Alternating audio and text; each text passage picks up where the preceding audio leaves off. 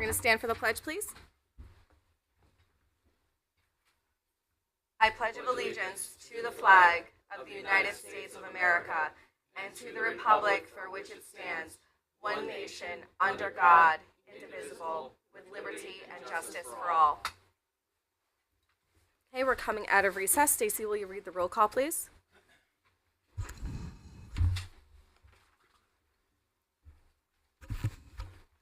Councilwoman Melly Garthwaite. Melly Garthwaite, Council at Large, present. Councilman Brian Locks. Brian Locks, Council at Large, present. Councilwoman Ann Heffernan is absent. Councilwoman Ruby Melton. Ruby Melton, Councilwoman, 2nd District, present. Councilwoman Sarah Akbarali. Councilwoman Sarah Akbarali, 3rd District, present. Councilman Gary Donovan. Councilman Gary Donovan, 4th District, present. Councilman Edward McMillan is absent. Councilwoman Dawn Callahan is absent. Councilwoman Catherine Tucker. Councilwoman Catherine Tucker, 7th District, present. Councilman Christopher Vargo. Councilman Christopher Vargo, 8th District, present. Councilwoman Katie Muller. Councilwoman Katie Muller, 9th District, present. Councilman Stephen Johnstone is absent. And Chairman Nicholas Pascal. Chairman Nicholas Pascal, present. Thank you, Stacy. First up tonight, we have our Personnel Department. Ricky Spryer. Good evening, everyone. Thank you very much. Just quick go through our personnel detail. The operating budget is pretty self-explanatory, but happy to take any questions on it. The personnel director job is vacant currently. We are in the process of interviewing for the position. We have requested an increase in the salary to attract a better caliber of candidates, and we hope that something like that will help, widen our pool of candidates for personnel director. All the other positions are filled. The administrative floater and personnel office assistant increases you see are contractual. The personnel generalist and the benefits coordinator, this is just a true up on the budget. This last year was not budgeted at top step. So we just increased the budget to top step. This is not what each employee is making, but this is the top step of that level. So other than that, like I said, the operating budget is pretty self-explanatory, but I'd be happy to take any questions on it. Thank you so much. I just had a quick question about, what was it? I'm sorry. I have to find the line item. No worries.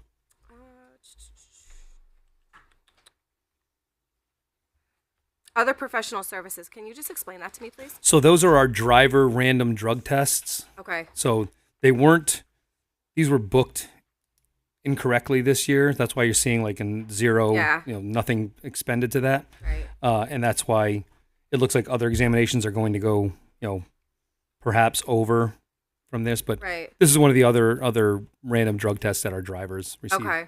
Thank you so much. You're welcome. Does anyone have any questions? Councilman Donovan? Rick, how are you? I'm well, Gare. How are you? I'm all right. I understand that we got to boost the personnel director to try to get. Is 120 the spot, or is 115 doable? 120 seemed to be right in the middle of our. So CCM will give us salary studies on all of these positions.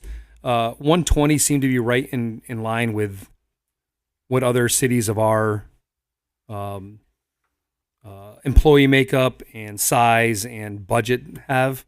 But yeah, 120 seemed to be the number for us. So no bites yet. No, we've had a couple of bites, but the problem with having a couple of bites now is that we've got until July until this budget comes through. So we've got to kind of temper our excitement with some of these candidates. But we've had some bites, yes. All right, thank you. Yep, you're welcome. Any other questions? Councilman Varga? Thank you. Rick, just a quick follow-up on the other professional services. The numbers are just all over the place. I wanted to make sure that 5,000 really is the number because last year was like 26,000. The average is about $9,000. Yeah, there's just been a history of booking things to the wrong account to these between other professional services and other examinations. So okay, these numbers seemed to be the right numbers between both of those accounts if things were booked correctly. So the 5 there, the 10 and on the 10 other there. exams. Yep. That should be absolutely perfect. Thank you. Yep. Any other questions? Councilwoman Garthwaite? So other examinations, Rick, is that Those are physicals and drug tests for new employees. so? Other professional services is just drug tests, and other examinations is physicals and drug tests. Other professional services, the majority of it is random drug tests for our drivers and our public works people, but we do use it for other things as they come up within personnel. If there's another professional service that personnel needs to use, but the majority of it is random drug tests and then physicals and drug tests for new employees. Okay, and then training and education. Mhm. There's a jump there of 66%. I know they requested 8,000. Mayor recommended 5. Do you know why? This is for continuing education for our employees and within personnel. We're always encouraging them to increase their knowledge of personnel and of human resources, and this is just where we thought the number should be for continuing education. Okay, so it's online classes. And Yeah, such. or reimbursement for classes taken locally as well. Okay, and line 52250 advertising Yeah. budgeted 3,000. I didn't see anything spent last time around either. Do you Right. think- So this was booked to the central services advertising budget before. This is job postings for Okay. we post on CDOS, on CCM, any other job postings we have to do, and it was previously booked to our central services advertising budget. We just wanted to give personnel their own advertising budget to make sure that they're doing it through their own. Okay. Thank you. You're welcome. You're very welcome. Chairman Pascal. Thank you, Chairman. Rick, how are you? I'm well, Nick. Thank you. Good. The overtime line, it just got cut down. How you feeling about that? We don't see the need for much overtime in personnel. So we're doing our best, and the mayor is doing her best to curb overtime across the board with the city. Like you can see, there's been these are February numbers, but there's been $500 in overtime so far. So we don't see the need for any more additional overtime. All right, perfect. Thank you, You're welcome. Chairman. Thank you. You're very welcome. Any other questions? Seeing there are none, I think you're all set. Thank you, Ricky. Perfect. Land speed.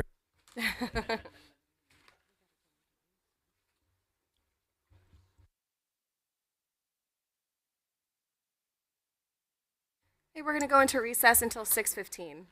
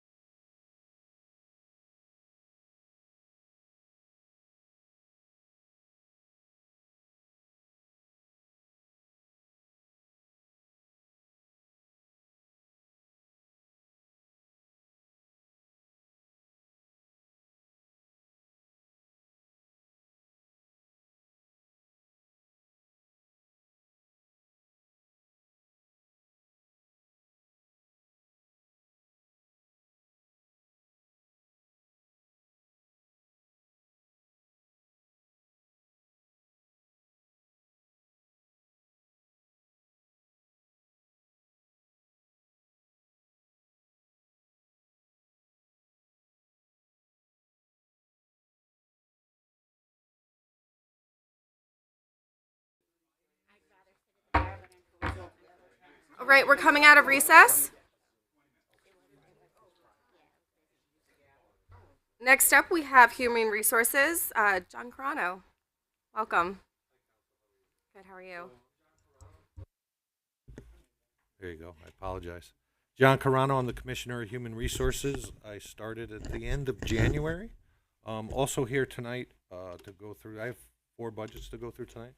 We have Diane Dietman from Youth and Family Services. We have Alyssa Mattern from Senior Services, and we have Sheila Carmen, who came in around just about a week after me from the Health Department.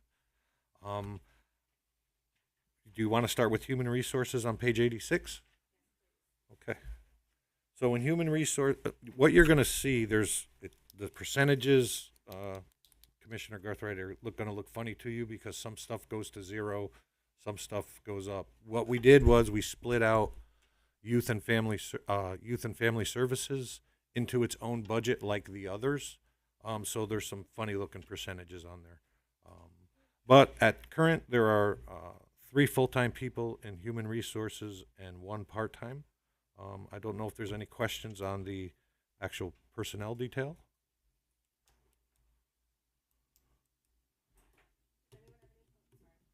Does anyone have any questions about that? Okay, you can keep going. Okay. On the expense side, I don't open it for questions. Any questions for John? Councilman Varga? Thank you. Yes, sir. John, looking at the advertising budget, I know that one of the mayor's big pushes is to increase the advertising and just the PR for the city. I was just curious if you had any sense how that's going, and are you comfortable with the budget numbers for this year? Yes, we have in marketing, social media, and communication. Yes. A lot of what's not labeled in that category is communication, which are the mailers we need to send out to residences and all that. I am comfortable with the number, and as we evolve as an administration, I think you'll see a lot more of that coming.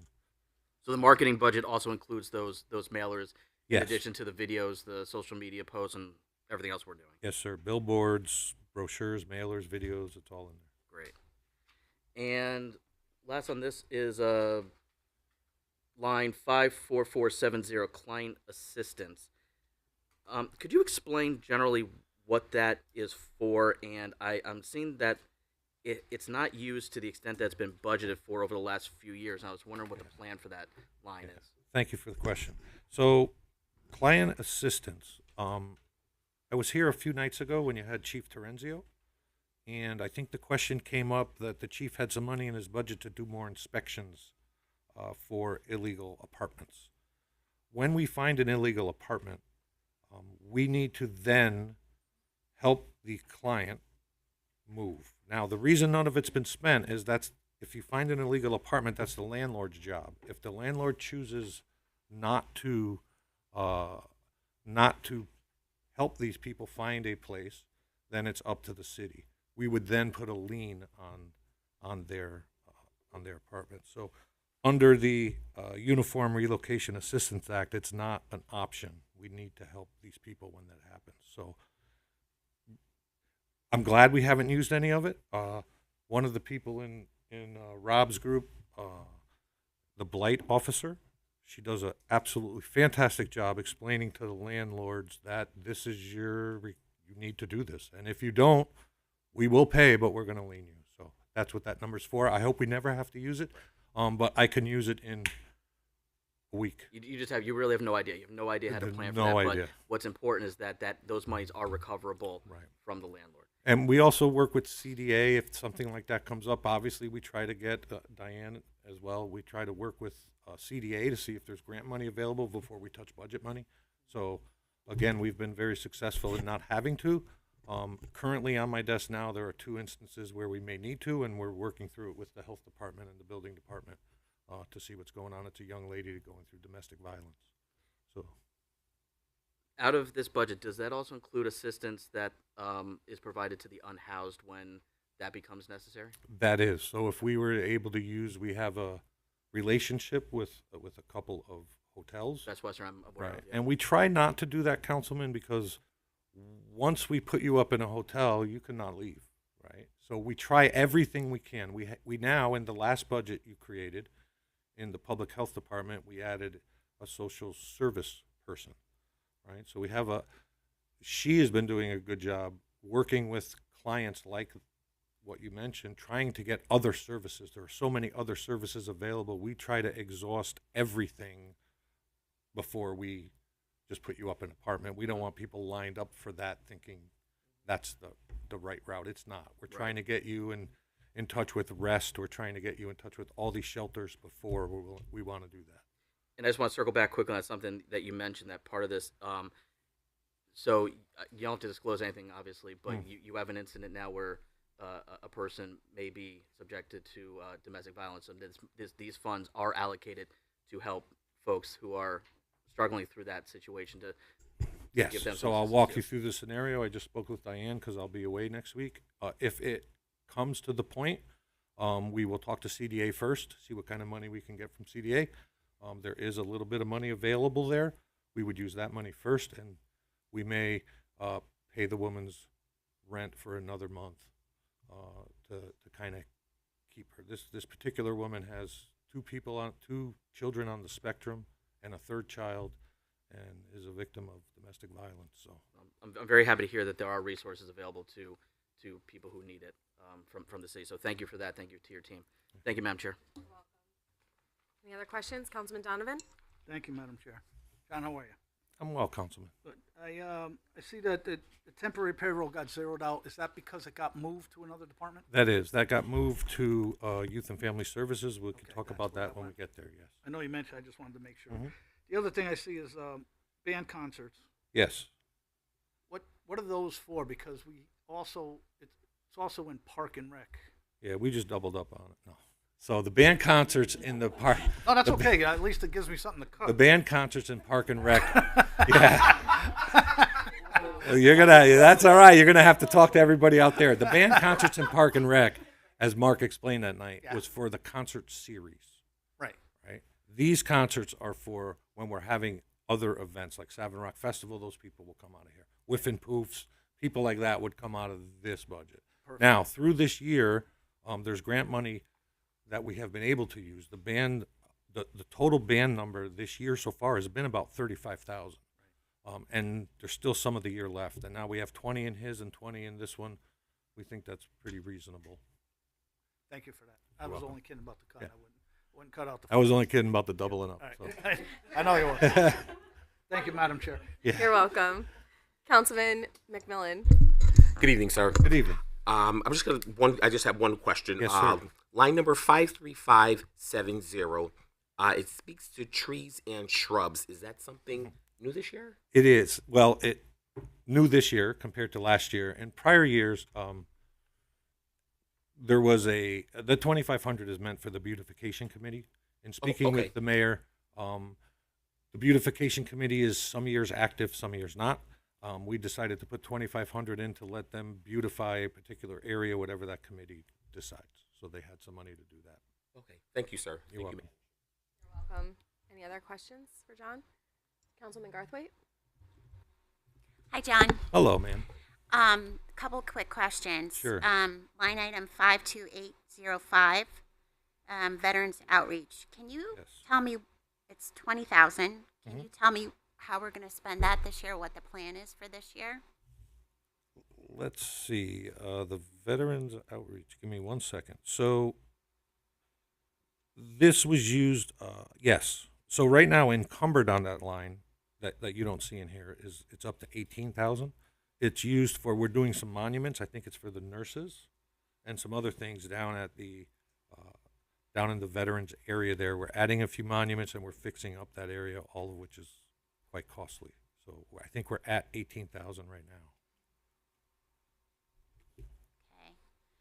And then we went up 50% for line item 52810, which is now at $6,000 for the Veterans Memorial Day. Yes. Do you know why we went up another two? Is there a specific plan for that? I do. I think it's pretty much escalation. In that account is flowers, wreaths, Emerald Society. So everything's kind of moving up, and we moved up a little bit with it. There's a flag replacements that we need to do down the beach right now. I got a couple of calls on that. That's really what, as far as a little bit of escalation in what we're seeing from the florists and everybody else. Okay. Also, overtime, $11,000. Do you think we're going to spend all that? That's an interesting question, because we had to, when Youth and Family Services and HR were together, it made sense, and then I had to try to split out what was going to go to HR, which is really taking care of. Look, when there's Having Rock festivals there, we have a person there taking pictures and making videos and doing social media stuff. So yes, that account will start. We're going to start using a lot of that now, and it is for all of those extra activities where we're trying to promote the city. Okay. All right, thank you. You're welcome. Any other questions for John? Thank you, John. I really appreciate it. You're welcome. Page 88 is elderly services.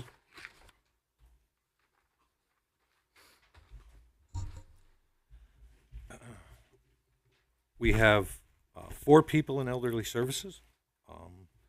One of them we just hired, Latoya. I'm sorry, I can't say names. I apologize. We just hired a person for elderly services, and she's fantastic as the outreach coordinator.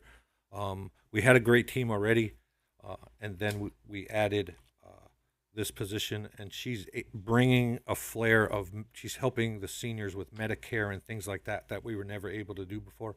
It was actually a steal. This person was great. And the personnel side, there's 4 people there.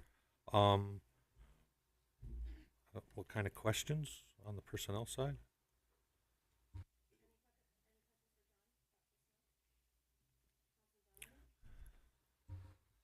Excuse me. The senior services social worker, they were requesting a social worker, and we're not doing it because we already have one. No, we were, our original budget the reason it got cut is, this is nirvana, right? If we added a social worker and we added another recreation assistant. Right. In speaking with the mayor and speaking with Alyssa, who's in charge of the department, we felt the recent addition we just made, we want to see how that goes before we add more. You know, if we end up moving the location like is projected, let's see what we're talking about before I'm not one that likes to just add people because it sounds good. That's a commitment you're making to someone for a long term. So I want to see what goes on before we add. We may need more. Maybe if it gets extremely busy, we may need more. But right now, I think we're good, and I think Alyssa agrees that we're good. There you go. Appreciate that answer. Thank you. You got it. All set. Any other questions about personnel? You can continue. Thank you. Oh, I'm sorry. Councilman Garthwaite, it's my bad side. It's okay. All the raises here are all contractual, right? Except for the Director of Elderly Services, my understanding it was a contractual true-up. True up. Okay. Thank you. Any other questions? You can continue. Thank you. Okay. Well, we go on to expenses. I don't know. Questions there? Yes. Does anyone have any questions about the expenses? Councilman Vargo? Thank you. Yes, sir. On instructors, 52410. Yes. Could you just elaborate on what the driving force of that increase in the line item is? Yes. So we pay instructors to come in and do various different activities, and they're paid $60 a session. Our activities have increased this year, and we're actually going to overrun that number with the recent activities. And now we added another instructor with our outreach coordinator. But there's more and more activities that the seniors are requesting, and they're all really good stuff. It's becoming very popular. So that's what it is. We're overrunning it this year already, and that kind of is more in line with where it needs to be. So there'll be some more activities offered. So 30,000 is about where we're going to be this year, or I think we're going to be in the mid-20s. okay? So you're just building it a buffer. I'm just kind of putting it there because I know we have a lot more going on that we couldn't do because we just didn't have the manpower, and now we do. I think we can add some more stuff. Okay. On the transportation contract, 52700. Is that escalation because of the company? Are we using Winkle for that, or is that a different company? We are not using Winkle. It's a different company, and it's actually our projected expenses are going to be over 200 this year. We're bringing it down to 190. Thank you. We're working on some things, but we were taking the challenge of the 10,000, and as we're working on other things. God bless you. Thank you. So is that just that's the escalation on the contract from the vendor? I need to have some things happen to get to that 190.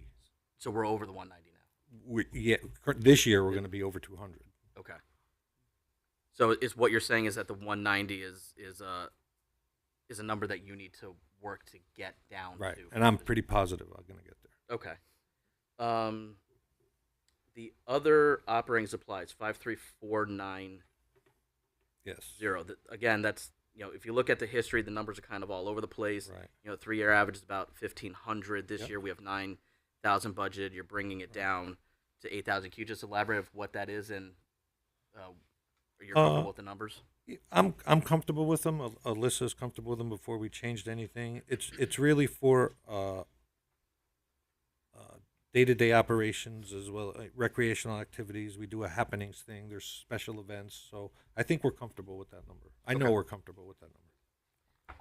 And just want to confirm, the position that you talked about that you hired is the outreach and activity coordinator. Is that correct? Is that Yes. That's the newly. Yes. What we tried to do with the position was a hybrid. Right? So it wasn't just activities. It was we wanted someone that was a hybrid that came with an activity-based background, but also a social background. And she has both. And again, being able to work with the seniors on their Medicare and their plan, Part D drug plan, she knows all this. She came from that area.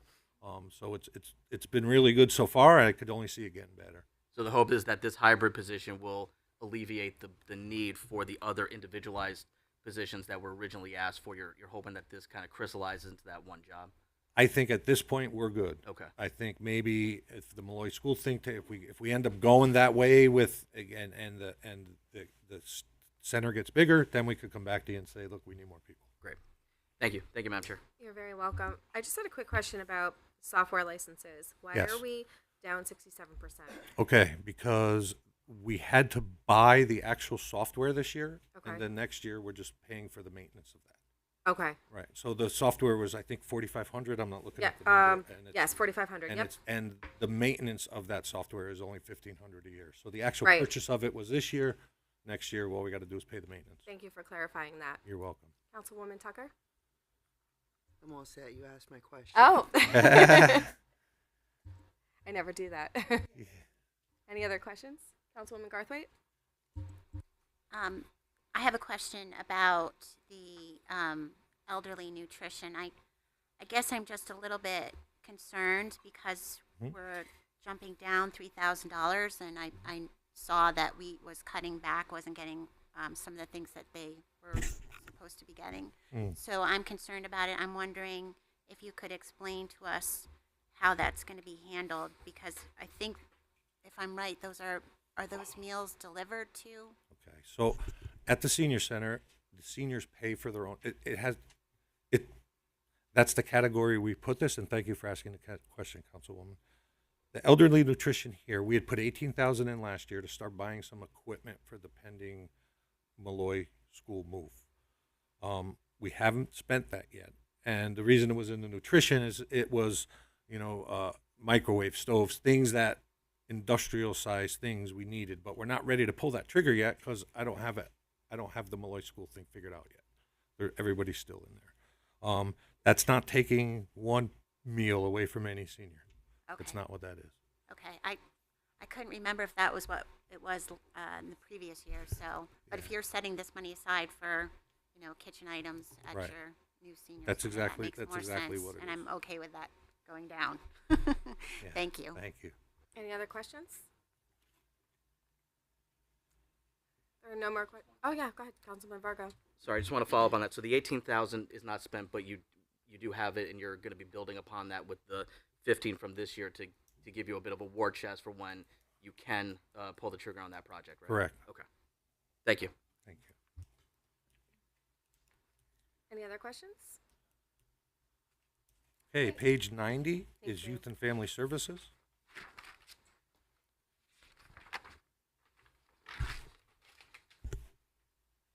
And I think the accounting department was able to do a 3-year kind of thing that you want on these, on the long paper for the expenses. So on the Youth and Family Services, we have 2 individuals. Thank you last year for bringing another person along. She's doing a wonderful job, and she's a great bridge between the school system and the city. And Diane has always done a great job, and we have an awful lot of activities going on with at-risk youth and Youth and Family Services. It's really fun to see. Any questions on the personnel side? Any questions for John? Councilwoman Garthwaite? John, temporary payroll is up. Okay. Uh, Temporary payroll, yes. yeah. So, 21,000. yeah, it's up. Okay. You look at Councilwoman. 5. Look at this. Look at the long sheet. Oh. Do we have a new one? Sorry. Oh, okay. Right. Okay. So the 4,000. no, it's 10-5 to 21. Well, Oh, sorry. 10-5 this year to 21. 10.5. Sorry. So what we're doing as grants begin to get cut back, so the temporary payroll, let me start here. The temporary payroll, we have 4 people that run our youth employment program. Those are the at-risk youth at a certain income level that come work for the city in various aspects during the summer. It's based on how much money, how much income their family gets, and then they're allowed to come work. It got scaled back a little bit, and we have 2 employees last year that were in the budget, and we had 2 employees that we were taking out of the grant itself. What this proposal is, the reason it doubled or went up to 21 is we want to move all 4 under the city and leave the budget so we can hire as many kids as we did previously. That's the intent. That's why it moved like that. Okay, that makes sense. And then overtime. Sure. You think you're going to Sure. use all of Let's that? Come up or- here, though. Excuse me. The director wants to add to that. I just want to make a comment on that. For the reason why we moved the other 2 individuals off of the summer youth employment grant that we get from the state of Connecticut is because, like John said, we want to employ more youth, and by having them on that grant, that would take away with adding additional youth for summer youth employment. So that's why we thought that it would be best to move it into temporary payroll on the city side in order for us to maintain the administrative costs and absorb that so that we can give more of the youth an opportunity to work this summer. Okay? Thank you. Thank you for explaining. And yes, I think the 4,000 is a fair number Fair? for the overtime. Okay. Yeah. All right. I'll let somebody else have it. I won't hog it all. Thank you. Councilman McMillan? I just had a quick question. Approximately 80. This year's 85. Right.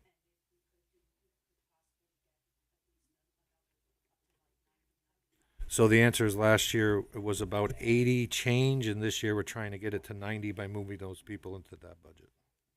You're welcome. Yes, Councilman ma'am. Vargo? Thank you. Are we Councilman? just speaking about the payroll or the? We're on the whole thing. It The whole doesn't thing, matter. Yeah, just- yeah. Do your Thank thing. There's not much here. Thank. Open it up. Thank you. I understand that these are being moved. The personnel is being moved from one section of the budget to the other. Correct. Can you just speak to what the difference in salaries is from FY25 to FY26? Just because it's not clear in the book. Nothing. It's flat. Okay. There you go. That was easy. All right. For the at-risk youth line item for 38,000. That's a carryover from another department. Yes, sir. Are there funds allocated in that line item for youth mental health services? Let's see. And are you aware of a demand for anything like that? Do you want to come up and help me with this one?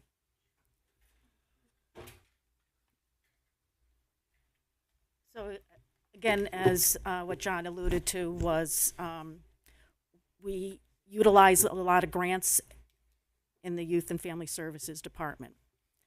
DCF, Judicial Department, CDA, and as you know, well, CDA has already gotten a 25% cut across the board. So we will probably be looking for that funding in this line to help with mental health issues with our youth, our families, in which we probably won't be able to do come the next fiscal year with our grants. So we always like to try to expend our grants first, and then if we can, fall back on the city's budgets. I certainly appreciate that, and I could see this working hand in hand with the HR funds that we were just speaking about for victims of domestic violence, that they may need some services. Those families might need some services.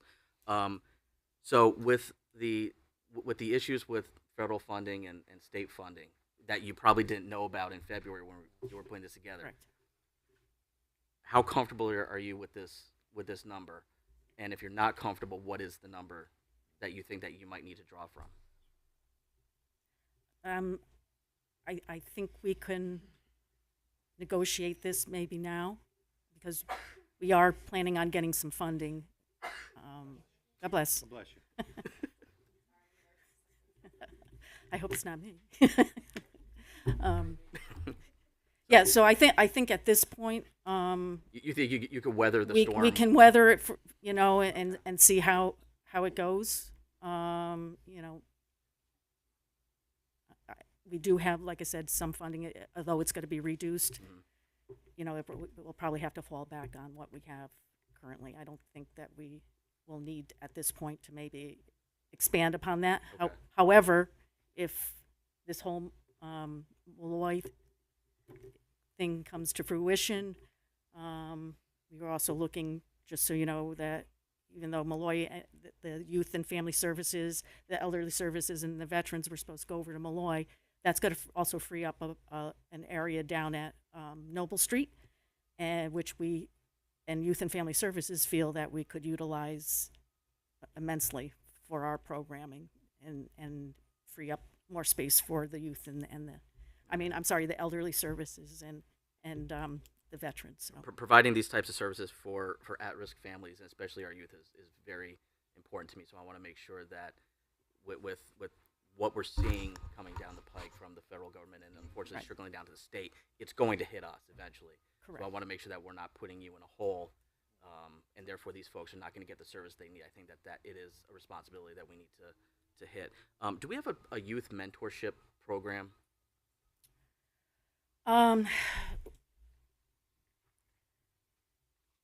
We were talking about something like that with the police department, trying to do like a PAL program that's in other communities. We have spoken to, I keep elevating, with Allard, Scott Allard at the police department, and also SRO James Roland. And also Patrick Paterla, he's a Lieutenant Paterla. So these things we've been discussing, and hopefully we can, start something to that effect. Okay, thank you. Good evening. Thank you for everything that you're doing. But can you just talk a little bit more about some of the programs that you envision? I know there's a lot going on in the summertime, and there's a lot of action in the department in the summer. But what goes on throughout the rest of the year, and what are some of the programs that you envision working with the youth on? So during the course of the year, we also engage with the education department. We have a lot of after-school programs, that enrichment programs, as well as social emotional programs. We have in every school, West Haven High School, we have students.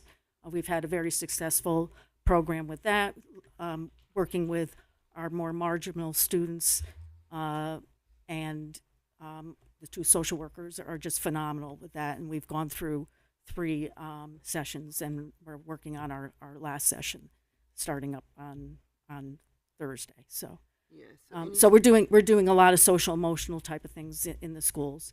During the summer, during the fall, we have special activities that we do, which we call the Westie VIP. So, and we just got through one this break. We had our first ever 3-on-3 basketball tournament with the SROs, West Haven Police Department, the Recreation Department, and Youth and Family Services, and we had a really great turnout, and everybody had fun. So I'm not sure if you saw it was posted on our Instagram page, and we had a lot of happy youth and their parents too. So. Nice. Plus things that we'd like to try to do is, go to Hidden Acres. It's a horseback riding place that deals with, it's about therapeutic, so anybody, primarily our special needs families, because we do have a program with special needs families as well. And then we do our urban air thing over 3 or 4 times a year, 1-day event, which we make it affordable to families. And if a family can't afford $15 for a day pass, we will give them a scholarship. So Nice. Do you have any other thoughts about programs that might entail technology that kids can engage in, like development of technology or any of that kind of thing? I know that they have programs set up like that in some places in other parts of the state, and I was just curious if you maybe looked into that or have that on your radar, and if not, I'd be happy to kind of share some of the things that I know about those. It's just a nice thing to add in addition, because I think kids are plugged into technology, and it would be nice to add something that they could potentially, Well, also, it's great, and I'm all for the holistic individual. Okay, athletics, academics, technology. I'm all for that too, and like individuals to be well-rounded and hopefully offer things like that. One of I think barriers that we have is a place to hold it, and equipment maybe to operate it, and that's one of the barriers. So. Right. But those are maybe some things to look forward to. Right. But thank you for all you're doing. Right. Thank you. Councilwoman Melton? Hi. Hi, Councilwoman. Does the West Haven Child Development Center fall under Youth and Family Services? No, they're a separate entity. They're a separate entity, and so they have nothing to do with any. Right. They just utilize the Johnson Center. Oh, okay. I did not know that. Did you know that? This side didn't know. Okay. Thank you. Any other questions? Councilwoman Moeller. Thank you. For the special needs population, do you have, say, respite care for families? We don't offer respite care as a service to families. Yeah. There's other resources for that. What we do offer is respite care for our parent support program. So when parents come to a meeting on we have various topics each month. Both we have a Spanish and we also have an English-speaking parent support group for our special needs families. We do offer on-site respite care for their charge person. Okay. But to have a respite care service to go out, there's other resources in which folks can access. Okay. Thank you. You're welcome. Any other questions? Nope. Thank you. Thank you for that presentation for Youth and Family Services. Okay, the last one is the health department. And that is, you have to flip a few pages deep. It is on page 97. 96 and 7. 97, yes. yep.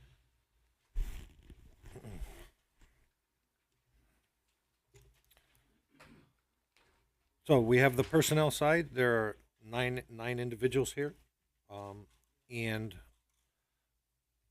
there is, you could see there's a outlying percentage there for one of the people. I'm told that was also a contractual true up. It wasn't. It's not like the person's getting that raise. It was the way the budget came about. On line, well, it would be the health secretary. I know the question would come up, but it's very similar to the previous. The council was kind enough last year to add a social worker and a community health coordinator. Both of those positions are proving to be extremely helpful. We have a domestic violence program that we're working on, and both of them are very well into it, as well as the young lady we added in Youth and Family Services, because we're trying to do this thing from Kerrigan all the way through, right? And there's a lot going on. I don't think we've done a very good job explaining what's going on, and that's what we need to do. But there's also a lot more that we're doing, and we'll be laying all this out pretty soon. There's a whole campaign rolling out very shortly. So I apologize for the digression. Aside from that, is there any questions on personnel side? And John, I had a Yes. quick question about the sanitarians. Yes. What are the prime differences in their job descriptions between sanitarian 1 and registered sanitarian 1? It's the certification levels that they're at. Okay. So we have a chief sanitarian that has all the certs, and then we have a layer under, and then we have a registered under that. So, Okay. So it depends on what certifications you have. Okay, so registered would have more qualifications. Yes, I believe so. Yes. Okay, thank you. Any questions for John? Councilwoman Garthwaite? Is this beyond personnel? Can I Yes. ask questions? Yeah, beyond? go ahead. Okay. I'm All ready. right. So I have a question about the overtime line, Yes. 51500. Yes, ma'am. Previously, we spent $7,500. Now Right. we're scaling it back to $3,000. Are we going to be able? Just when I think I Explain have that. you figured out, I don't have you figured out at all, right? Some overtime's too much, and you cut it, and it's still no good. Okay, so this is what happens. There are four grants. There's four. There are two main grants in the health department. There's the per capita grant, where we get a certain dollar amount for every resident in the city, and then there's a workforce development grant. Those are two of the main grants. We also have opioid funds, and we have a lead grant. Within these grants, we're able to move a lot of those kind of overtime or extra duty around to these grants. So yeah, I'm very comfortable dropping the overtime. Okay, and then one little nitpick. 52780 uniform allowance. Yes. 1,500. Is that for like It's- jackets for the department? What No, is no, no. This is for, they're allowed by contract, a uniform allowance. So the sanitarians really are taking advantage of that. They're in some pretty dicey places, getting clothes beat up and greased up, Okay. and they're allowed a booting allowance. So they're allowed certain numbers each year to So it's basically refresh. professional protective clothing. Correct. Not really Or uniform, but- replacement clothes. So Yeah. they don't. Okay. They're messing up lots of good Okay. clothes. Yes. That's not good to hear, but thank you for explaining that. Yes. Thank you. You're welcome.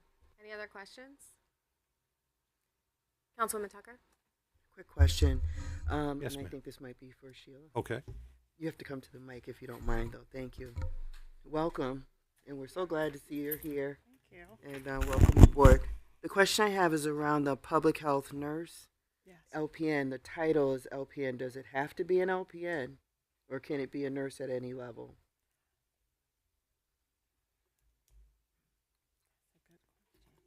I mean, a nurse at any level at that salary is probably difficult. Well, I mean, it's a part-time, right? Is Right. it part, Right. is, well, that's why I'm asking the Yeah. question, because, yeah, it is a full-time person. Yeah.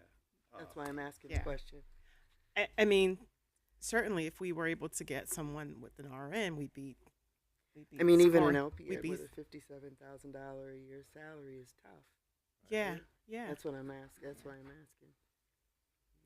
Okay, just curious. Does it, the work that they're going to be doing require an RN license, or have you looked at it? You might not even gotten a chance to get that deep into No, it. but what I can tell you is that she's done a really terrific job. She's been hammered as of late with a number of TB cases. Okay. So it's a part-time role, but she is working a lot of hours Yeah. to case manage these families. Mm-hmm. And that's, I'm glad to hear that you have the person, and I know who the person is, and I know she's phenomenal. And, so you have the just right person doing the work. I'm just not sure that we're showing up correctly for her, or for that role in this, because I don't believe that this, the way that this is written here is adequate, and I don't even think it's the proper title for the position. So maybe that's something we can look at before the mayor submits the final We certainly can. final we can budget do that to correct that, because that's, Okay. Yeah, I don't because think it's that's, already there. Thank you for bringing that. you're welcome. It is. It's listed though as, yeah, it's listed that way. Okay, and the title probably has to be, okay? Yeah, okay, thank you. They're looking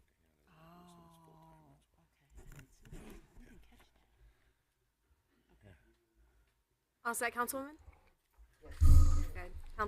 Councilman McMillan. I just had a quick question. Yes. In regards to the uniform allowance, not to Yes. beat you all up about that. That's okay. Is there a company that we are in affiliation with? I believe we use they use it. We use a company that's affiliated with the. Greek. Okay. Okay. All right. Thank you. Yeah, you're welcome. Councilman Vargo. Thank you. John, I see 3 line items that have been zeroed out. 52330, training and education, 52450, medical services, and Yep. 52535, pest control. Can you speak to that? Yes, our grants fully cover those line items. And we're secure with those grants? Yeah. Well, the health grant may go down a little bit. We're expecting it to go down maybe 10 to 15%, but we'll still be covered with those line items with that. Great.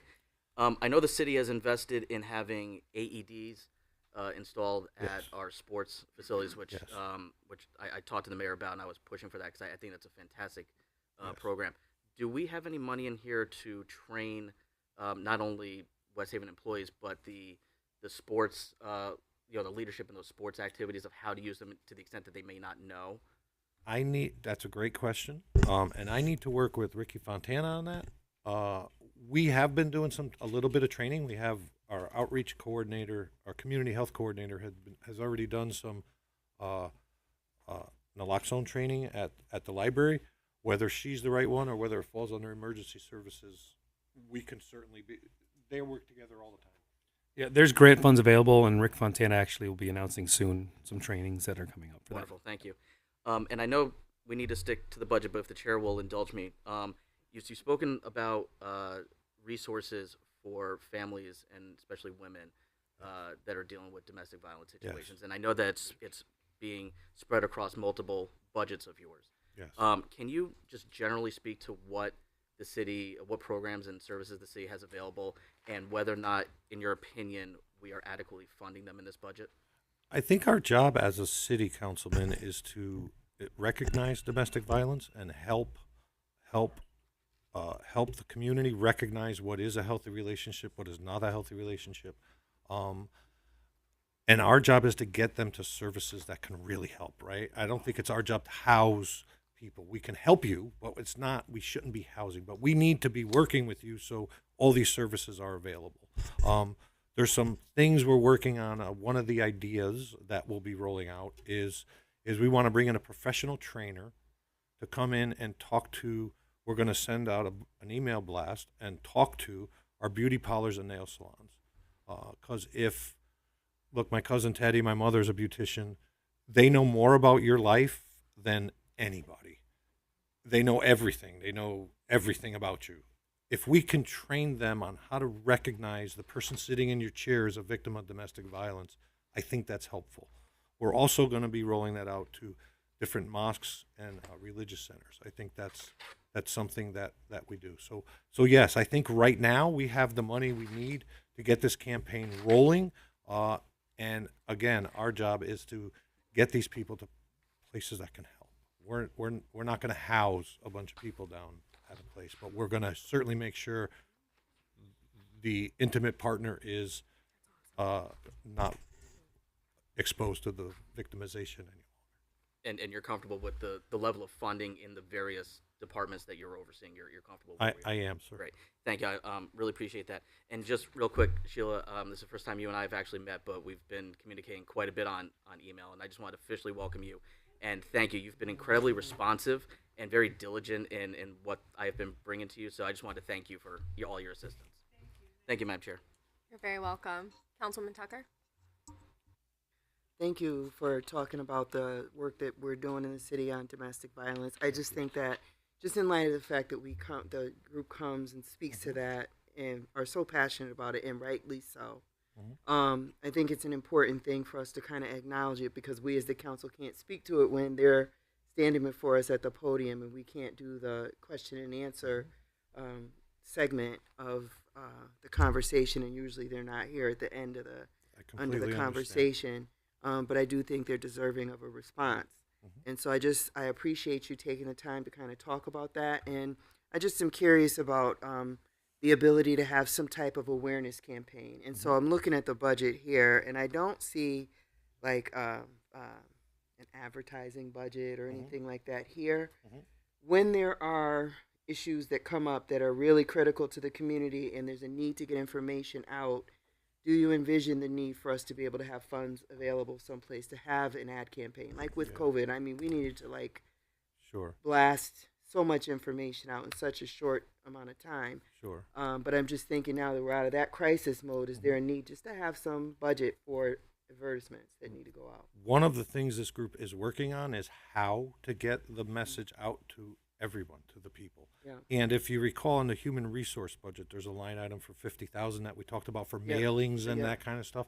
That's what that would be used for. Okay. Yeah. I mean, because we have just significant work being done, but if nobody knows we're doing the work, absolutely. This is what we. And there's a lot of other places we're tapping into, right? We're tapping into bridges. We're tapping into the umbrella center for domestic violence. We're tapping into the rape crisis center. We're tapping into family services in New Haven, family services center.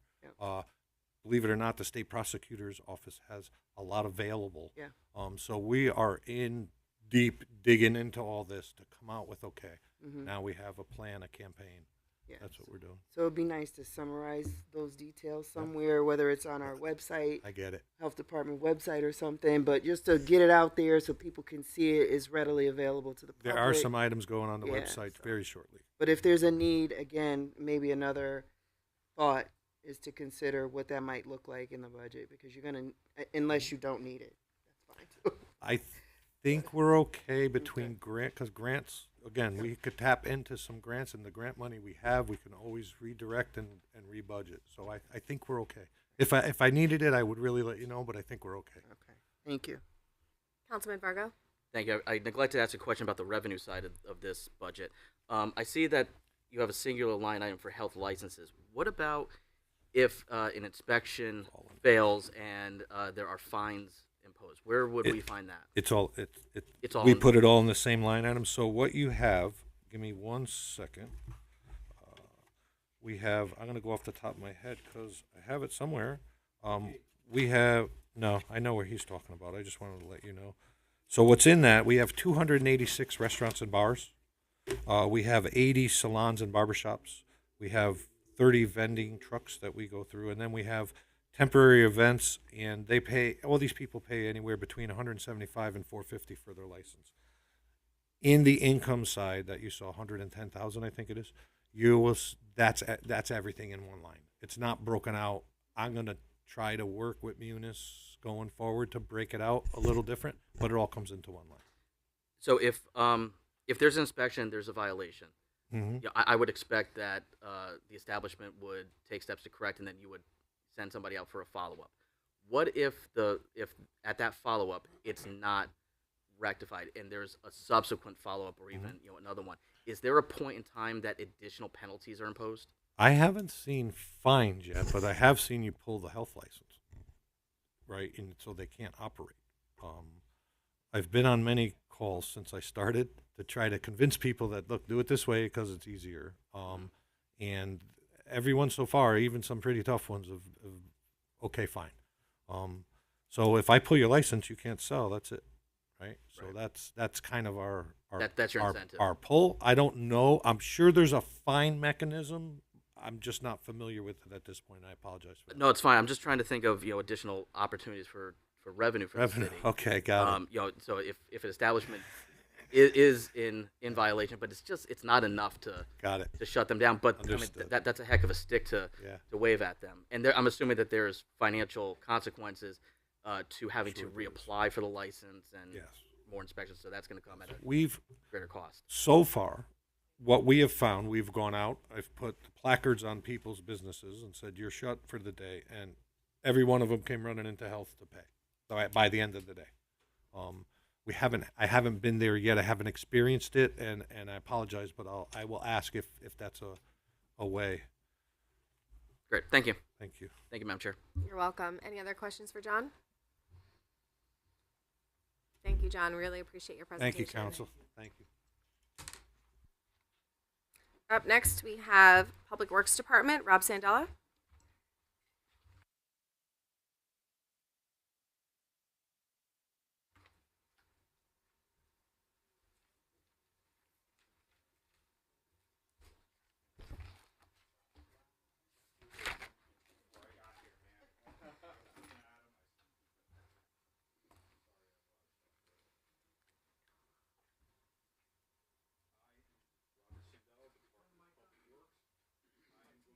Oh, Rob, just put your mic on, sorry. Robert Sandella, Department of Public Works. I'm going to allow the fleet supervisor, Robert Y&FS, to go first. There are some things that are important to him, and arguably the most important element of our department, given that, we plow police vehicles and other things. Those vehicles are down. It certainly impacts public safety. So I'm going to allow Bob to come up and give his presentation. He's prepared some information for you. Thank you.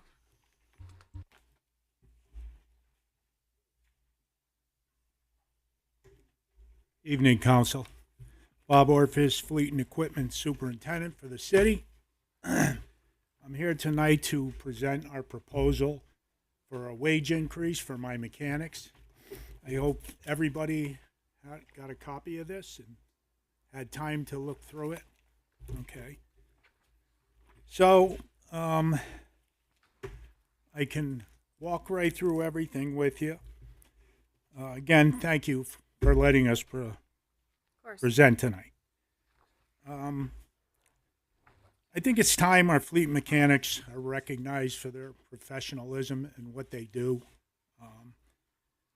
Our labor rates for the mechanics are structured very unfairly. My mechanics work with our administrative assistant in the office. She makes the same salary they do. These mechanics, when they're hired, they're the only ones in the whole city who have to come to work with a $40,000 toolbox before you can even come through the door. So that's an expense they come in there with. Nobody else in the city has to do that. I'm down a mechanic for 2 years now. He left the position. He went over to the WPCA to do a job with mechanical pumps and motors, making $4 an hour more. So I lost him 2 years ago, and it hasn't been fun. We've been working diligently and hard down this guy through the winter season. I've interviewed for well over a year with no candidates. I've had candidates come in, we interview them, and they actually get up in the middle of the interview once they find out what the salary rate is, and they walk out. And some of them are actually perturbed because we weren't telling them what the rate was, the starting rate. And once they found that out, they just got up and walked out. So we're not having very much success. The job is so low paid. So going back probably 3 years ago, I started this proposal and looking at other public works departments. This probably came out of 3 years worth of work through the Connecticut Public Works server. So what that is the site of all the public works towns and cities. We share it every morning. A new topic comes up every morning, whether it's you're looking for to buy a bulldozer, or so a lot of the stuff in this book came out right off their site when they actually hire through the public works site. So as the jobs were coming up, I'm looking at the salaries they're paying their mechanics. So when you looked into this, that's where all this came from. So it's true numbers. It's probably 3 years old now. They're probably making a lot more money than that. Our starting wage is $28.46. That's pretty poor in an industry that the basic mechanic makes about $40 an hour. I'm sure you all know, you go to a dealership or you go to a Chevy or a GM or a gas station, you're paying a large labor rate, and their mechanics are very well paid.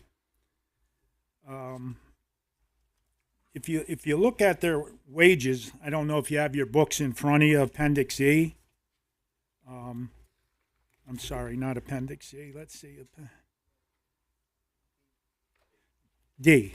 If you look at Appendix D, that came out of here. And you'll see we did a study on 27 towns. Again, this came off the Public Works site. And the Public Works site is also part of the Yukon T2 Technology Center. So it's a very professional site. And if you look at the hourly rates, and then to the right of that, if you look at the years, some of these jobs date back to 2017 and 2018. And their rates are really up there. I averaged all 27 towns, and they came out to $34.73. Going back to Appendix E, it was just, this is a most current article that came out addressing it's a big problem. There's a big technician shortage out there.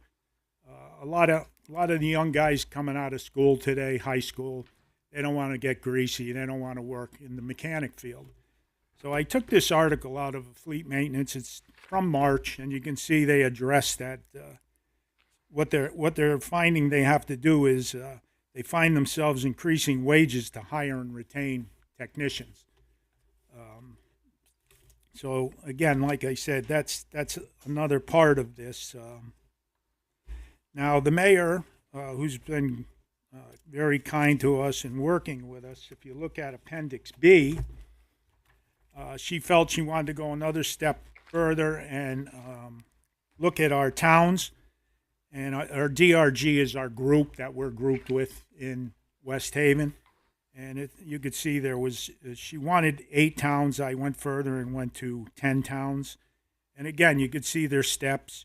And look at Meriden, their top steps 4354, Norwalk's 4317, 4236, 37. So I just used it as a comparison. I want to come here today and ask you for something and have no ammunition for it at all. So I hope you found this very useful to use. Like I said, I did much of this study way back when. And like I said, the mechanics are slotted in with drivers, laborers. Our wheel loader operator in the city makes more than a mechanic. And all he does is get in the machine every day and drive around and dump dirt. Like I said, these guys got to go to school all year long. They have to hold certifications in air conditioning and brakes. If we don't have certified mechanics in AC, we can't even buy Freon. They're certified in brakes. If they don't do brakes, we can't do annual inspections on the senior bus. They're just not a bunch of dumb guys. You know, they're technicians. They're all computer literate. Thank you. They all came tonight to support me. Thank you, guys. They have to have a vast knowledge today. It's not like it was years ago. I started out in the trade, and I can tell you there was points, plugs, condenser, rotor, and a cap. And I could tell you the firing order, 865-374, and that's it. That's all you had back then. One vacuum line. I know I'm old, but today, everything's codes, computers. They're all computer literate. They go out into the bays. They tap into the trucks. They have to send back through the laptops the information. It's really intense. You should all come and visit us someday. The mechanics trade is a standalone profession. Unlike the mechanics, most of them own their own tools and equipment, which is approximately, like I said, $40,000. They got to roll through the door the week before they start working. They have to hire a tow truck. They roll in the toolbox. It's been done with me. And they start their job the next week. Mechanics position, I feel, is treated unfairly in comparison to some. You know, I've been dealing with our human resource department for a while now. Appendix F, we don't have to look at it, but that was just dating back when I was talking to a past human resource person. And the mechanics, they're given a small voucher for their tools every year. They were at 400. In 2023, they got raised to 600. You could see in Appendix C, the town of Weathersfield in 2017, they allotted their mechanics $500 back in 2017. So we're even behind the times in tools for the mechanics. There's jobs. My prior job, I worked Regional Water Authority. I ran the fleet over there for 30 years. We provided them with the $40,000 toolbox, and their jobs are up around $42 an hour. And if you work nights, you get a $1.65 stipend. So that's just another comparison. Their trade, like many other trades, changes probably weekly, if not every day. Something new comes out. New cars come out every year. The manufacturer changes the car every year. They have to learn new stuff. You know, it's not like a carpenter. An 8-penny nail is still a 8-penny nail, and they still use a hammer. Electrician went from BX to Romex. Voltage is still the same, okay? A plumber is still soldering and sweating pipes. There's no changes in those industries.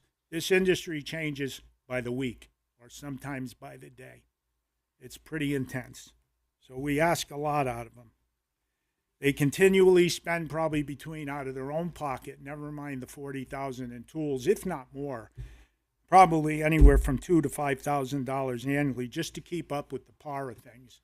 Necessary tools to keep our fleet on the road. They go to technician classes at night to keep up their standard, their state and federal requirements, or, you know, to keep them current. Like I said, they have to be certified in AC, brakes.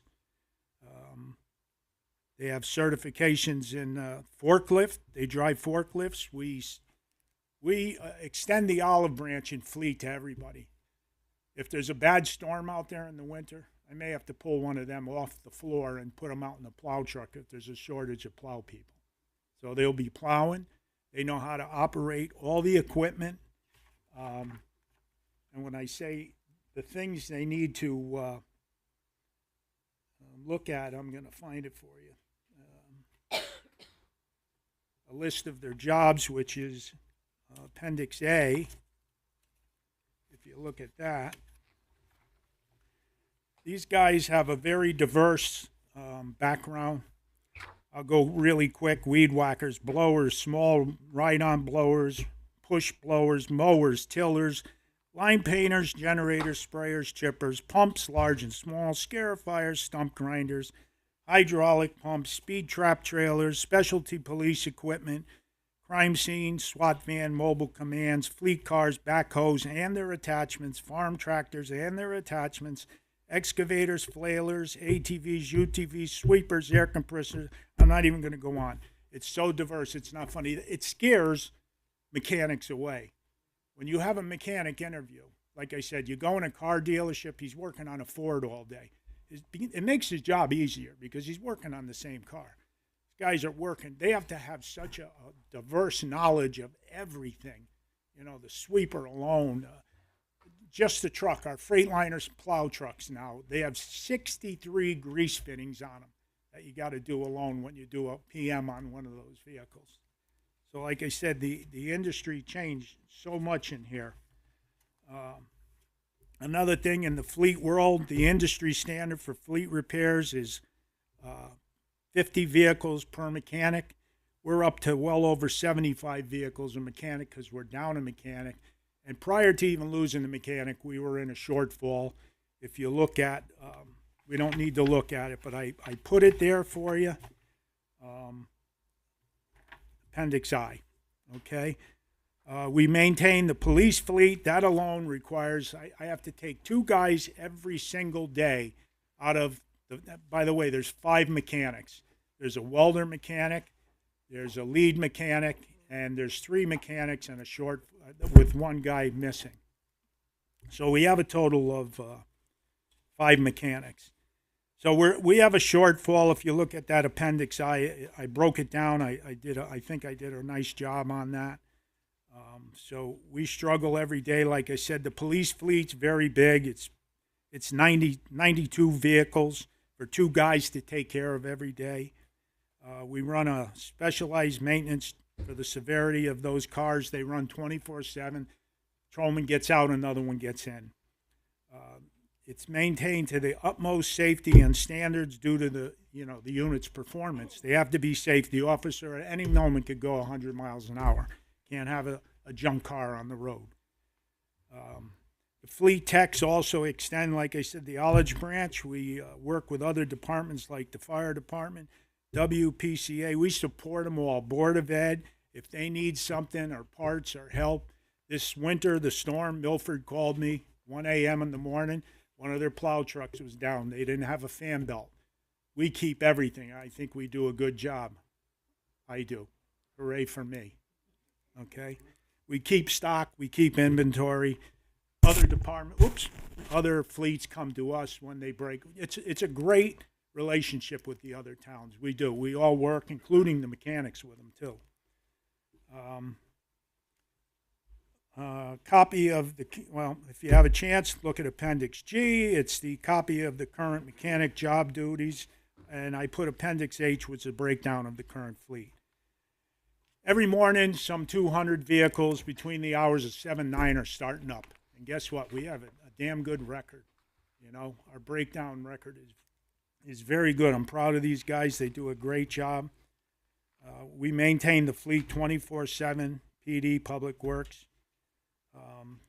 They have a great leadership team. That would be me. During the winter months, these guys are expected and committed to be there during the winter storms. They take it upon themselves that they're not going to take a winter vacation. There's nothing in writing that says they can't go away in the winter, but they don't. They're committed to their jobs. They're here for the storms. And I'll tell you, we had one hell of a winter getting through with 4 mechanics. We're still picking up some of the slack, and Tommy's our welder. We're welding right now. Plows are still broken. We had a hell of an aftermath in the storms, and we really didn't have a tremendous storm, you know. We service some 260 fleet vehicles. We try to keep them up and running 24/7. So I'd like to say in closing, we've provided you with what we think is adequate to reward us with a fair market standard and a deserved pay wage. We've attached numerous documentation, providing you with many other public work fleet mechanics. We're not asking for anything we don't feel we deserve.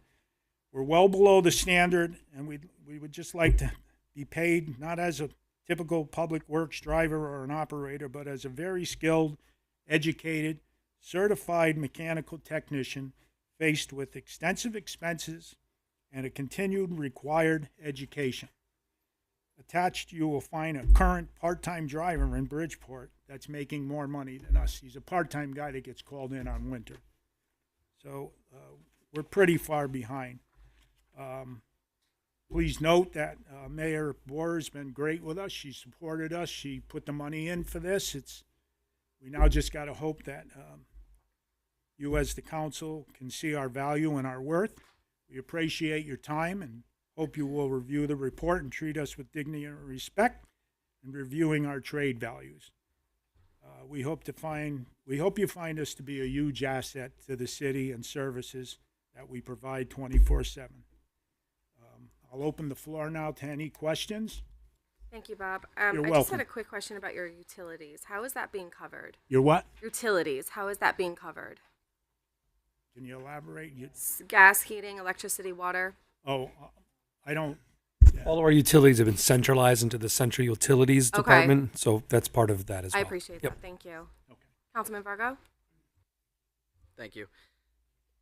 Bob, before I ask my questions, I appreciate you coming to bat for your men, and I hope they do as well, because you're very passionate for them. You definitely have their back, and that's the marks of a great leader, and I appreciate that. Thank you. I did spend the time reading cover to cover over the weekend. Thank you. And so I do see everything you're here. I have two questions. I cannot figure out a way to ask them without it sounding that I'm insensitive, but I hope you don't think I my first question is, are you advocating for the increase that the mayor's proposing, or are you advocating to go above that to the increase that your department originally asked for? Is that what are you No, asking for today? I'm just going by what the mayor said we are approved with, and that's it. Okay. So is it what I presented and what I feel they should get? Not at all, but I'm happy. We're happy to. My father used to tell me a half a loaf of bread is better than none at all. So I'm appreciative of Mayor Boer for supporting us on this, and whatever we can get on this, we'll be happy. That negated my second question. I'm all set. Thank you. Okay. You're very welcome. Any other questions for Bob? Councilwoman Garthwaite?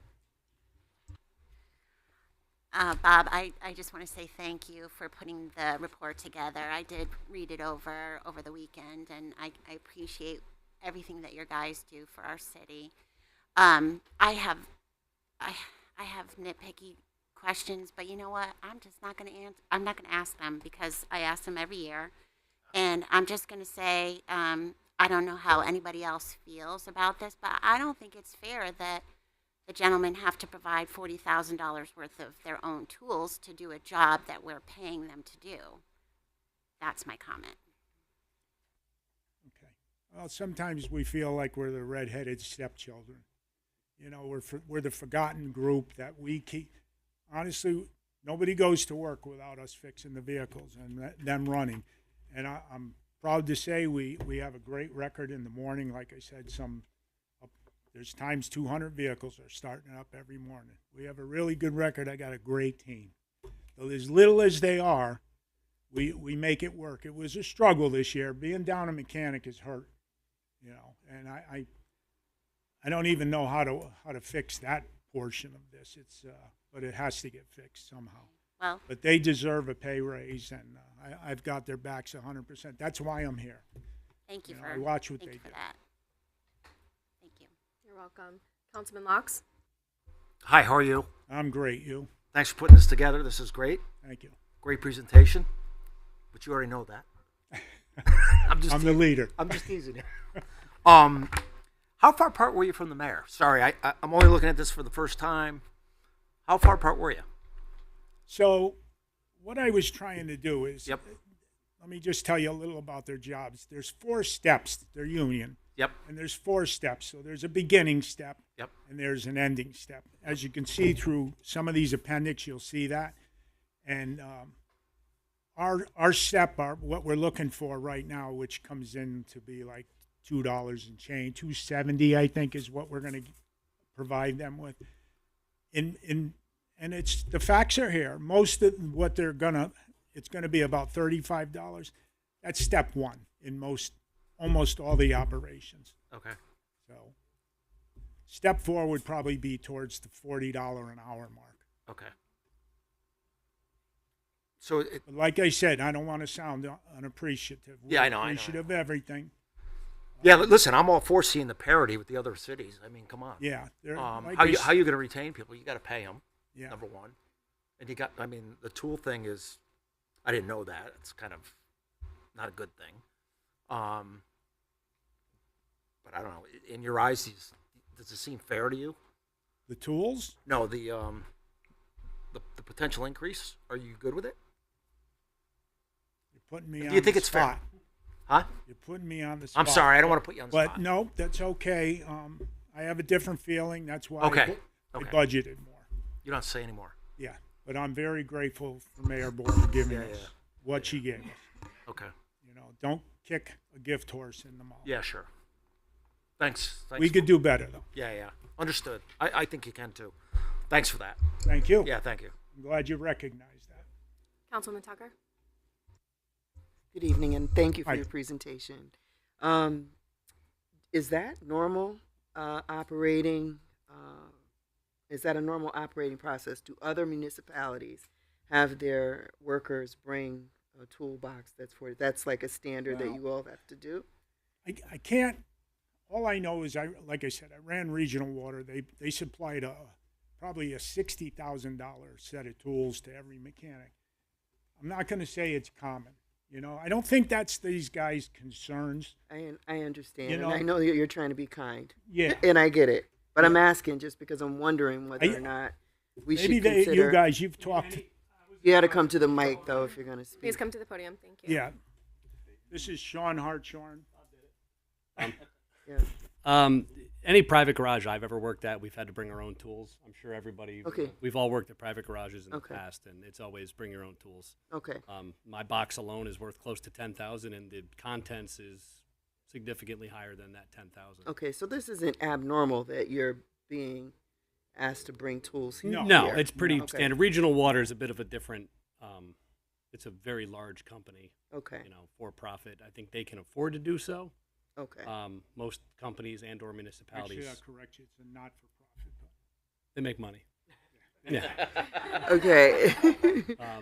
But yeah, it's generally pretty standard practice. So it is standard practice that you would be asked Yeah, to do we're that. not out of whack with the tool portion of it. Okay. We're way out of whack on the pay.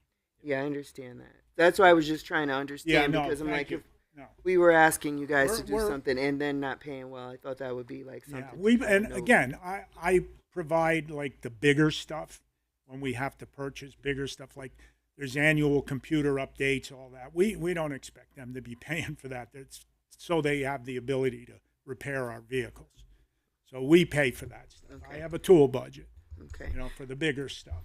And I'm assuming that you also pay for your own licenses. Is that correct?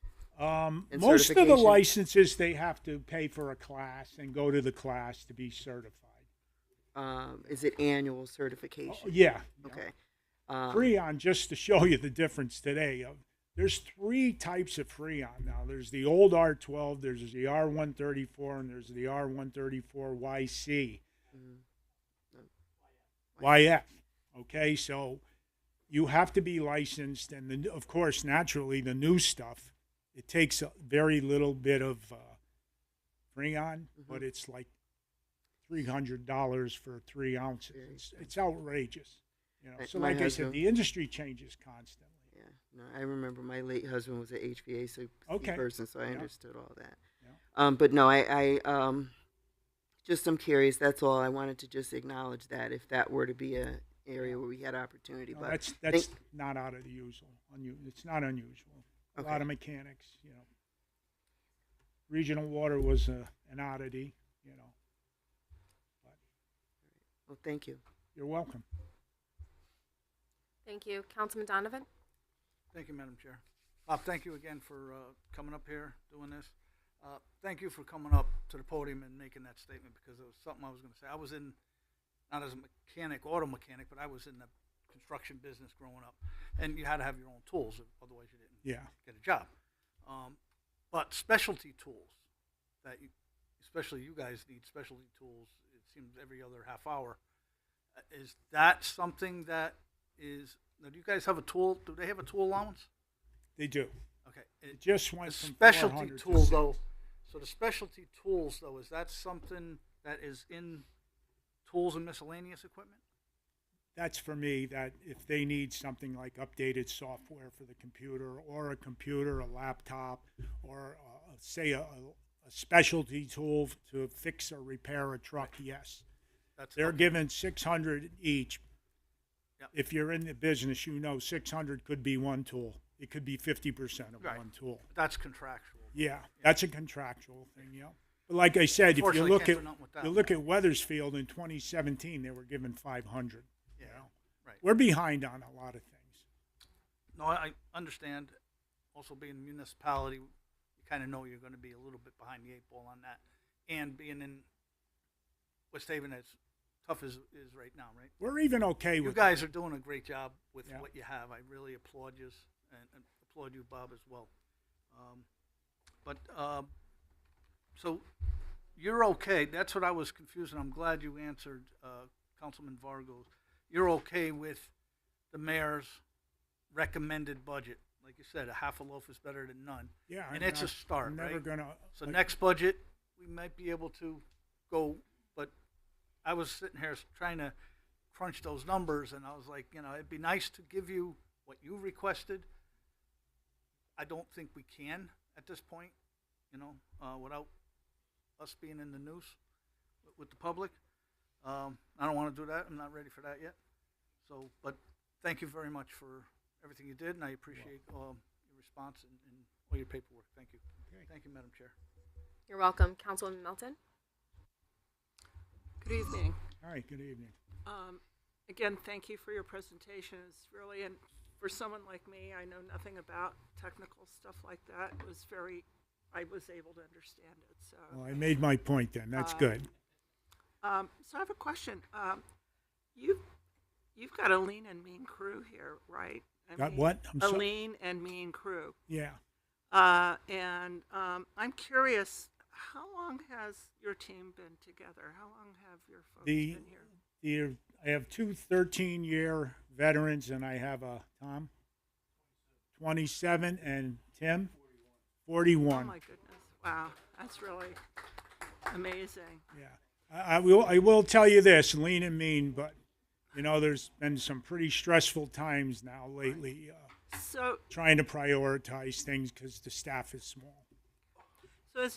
So over this period of time, technology, these vehicles have changed tremendously, and every time I buy a new car, I want to tear my hair, tear my hair out because it's scary. You don't really know I agree. what's there.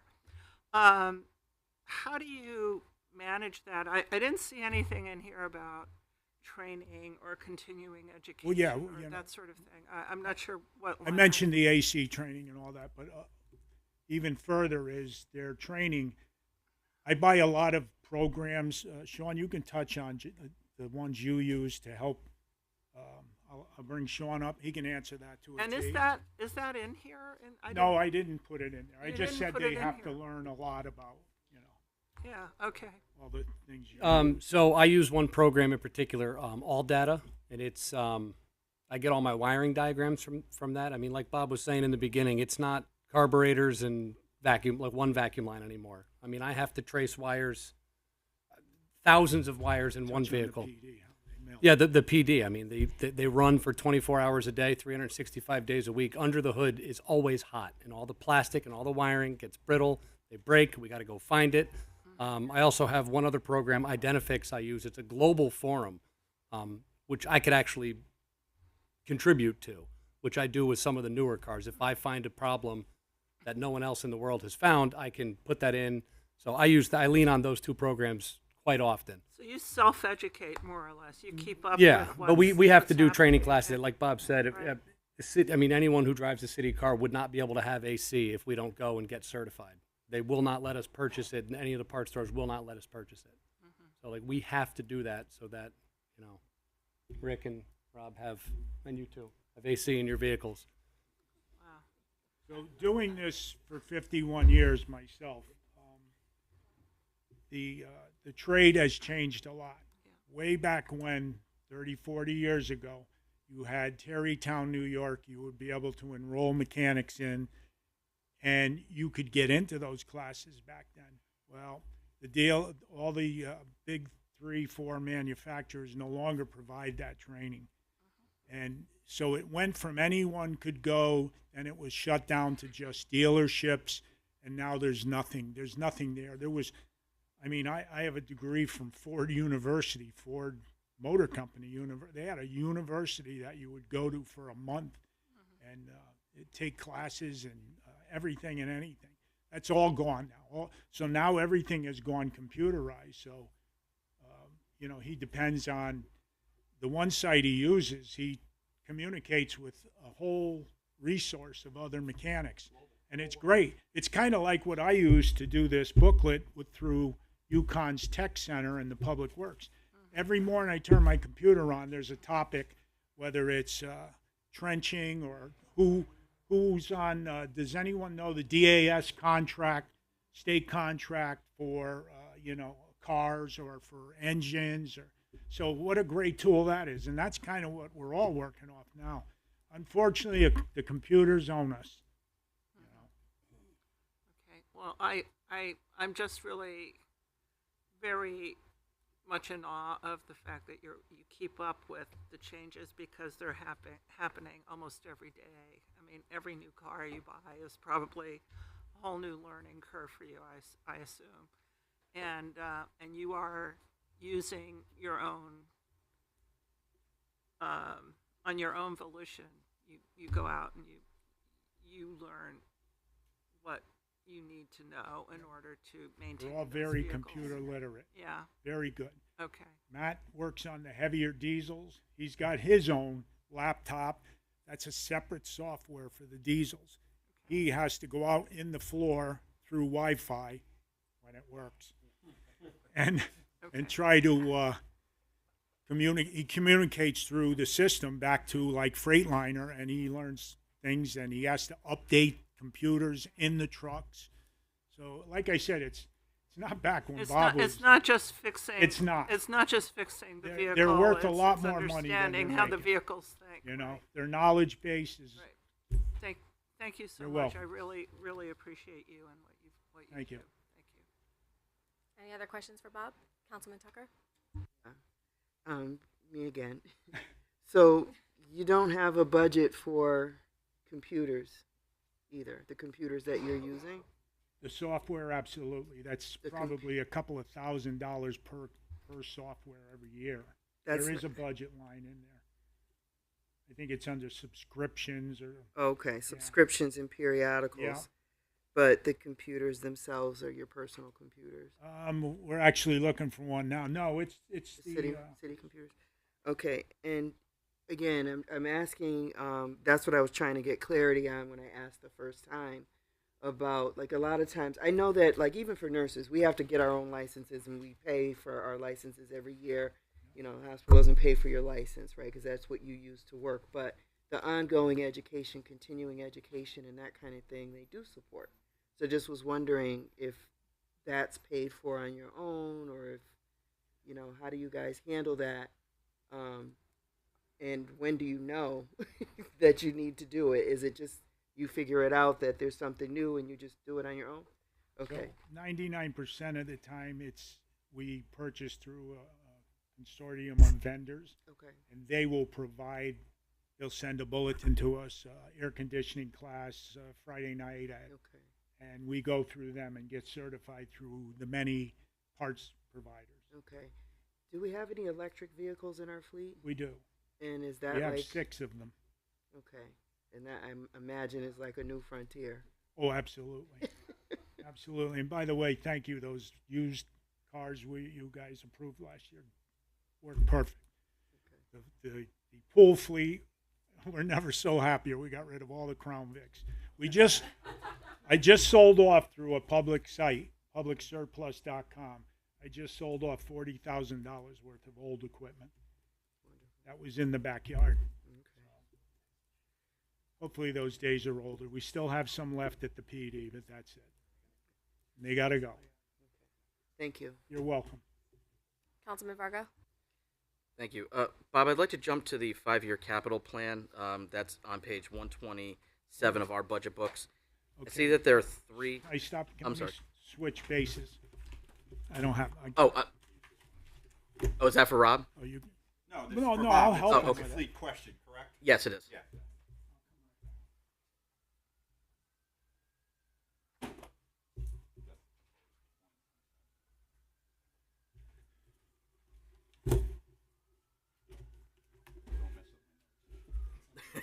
What page are we on? 127. 127.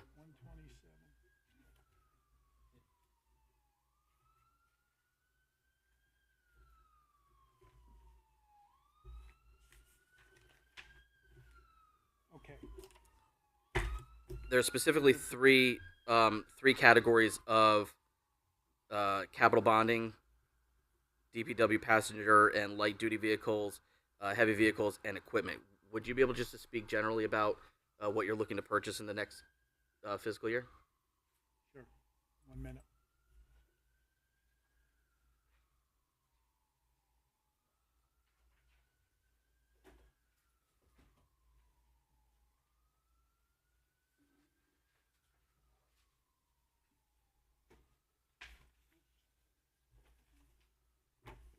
Okay.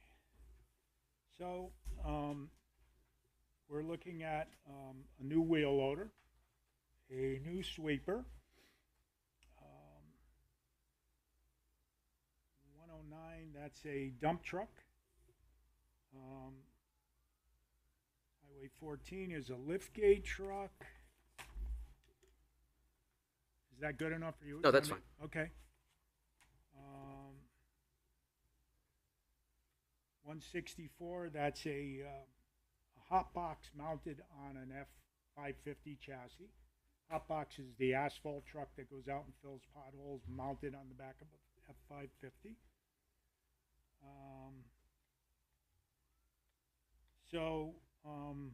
One of the line items is saying John Deere, okay, 280,000. We had a catastrophic failure a few years ago, so we took money from one place to go to another on that one. So what that's going to do is I've allotted that money since it's been replaced. I've allotted that money for the senior bus, which is giving us a lot of problems. That's a compressed natural gas bus that can no longer be fixed in Connecticut. If the bus breaks, if we have a failure on the CNG, because you have to be certified, and CNG has been such a failure out there that it's a Ford chassis. Ford has stopped in their dealerships in Connecticut fixing CNG vehicles. So if the bus does go down, I'd have to tow it to Long Island. So that bus needs to go. So that's where I want to allot that money to. And that's why we were saying we need a little flexibility, because sometimes you have a catastrophic failure, you need to move things around, you know. Then we have a stump grinder and an air compressor and 180, no, wait a minute, the flailer. The flailer is another thing last year that blew a transmission out of it. It was 21 years old, so we took the money from the John Deere tractor and used that money. So we're going to try and buy that tractor again. Since it's budgeted, we're going to use that to buy the tractor that we bypassed because we needed it for the flailer. So that does happen. You don't have to keep going on. I have a general I believe sense. that's it. Okay. Thank you. Yeah, that is it. Thank you. Thank you, Madam Chair. You're welcome. Any other questions for Bob? Thank you, Bob, so much and for Okay, your thank presentation. you. Really appreciate Thanks it. for hearing us too. Bye. Of course.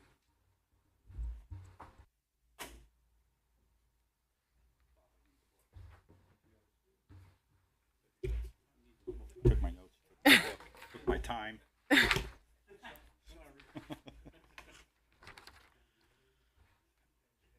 Is this on?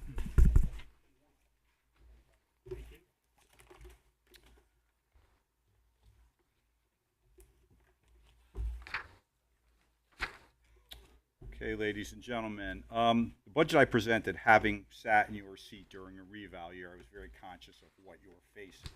So as you look through the various budgets, you'll notice that Most of them are zero increase. I didn't ask for an increase. And the other ones where you see an increase are generally contractual, or in the case of trash, some of them are projections depending on what we think is going to take place. But that being said, I wanted to introduce two people because I think when I was here last year, we talked about, and as you're aware, they have hired a commissioner of public works, but we also talked about building out the management team, because one person doing 100 things tends not to do anything well. So there were a number of positions over the years that have been eliminated from the individual who handled all solid waste. This year, he implemented all the new recycle bins and did a number of other projects, did a great job. But we also had a facilities manager who's going to oversee some of the capital upgrades, work with the contractors, what we're doing on the green, what we're doing here, what we're having the bond package to do at College Street. So that would be Dustin Worley would be the solid waste coordinator, and Andy Pacelli would be the facilities manager. Those are two newer positions. They existed many years ago.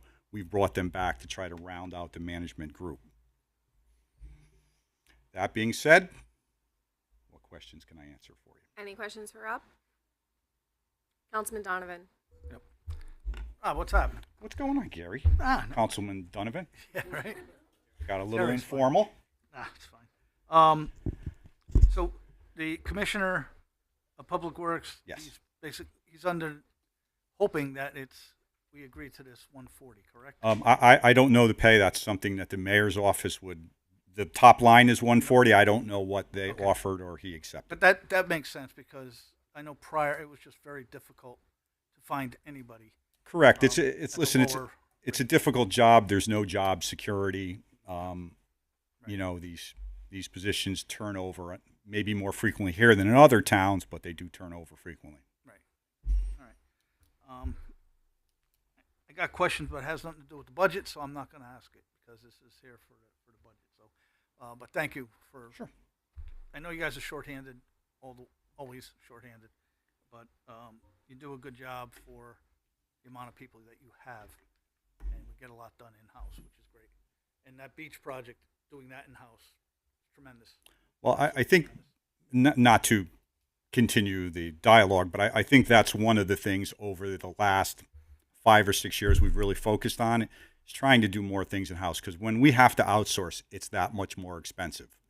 It is extremely expensive. If you look at the sanitary sewer line, 140 feet of that, 4 laterals on Beatrice, if we had to outsource that, that's a $100,000+ job. I think we did it for under 10. You look at the Brown Streets, the Brown Street flooding, those 4 basins are probably a $50,000 to $60,000 job. We probably did it for maybe 5 in-house. The problem for us is to provide the staffing, and Bob's done a great job of turning over the equipment. We have a lot of equipment, from a skid steer to a new crane to a number of things that we didn't have in the past, and we weren't able to do these things. We've also been able to help with the MS4 requirements, with the ARPA funding for flooding and other things. So it's not all contracted out. We've been able to do some of it in-house. Town Aid Road. Can you Yes. just explain that? That's the size of the grant, and that was just a budgetary adjustment. Maybe Dave or Rick can speak to that a little more, but that's the entire grant. Yeah, do you mind? Yeah. Sorry to get you up, but that Town Aid, just so I can understand what that is.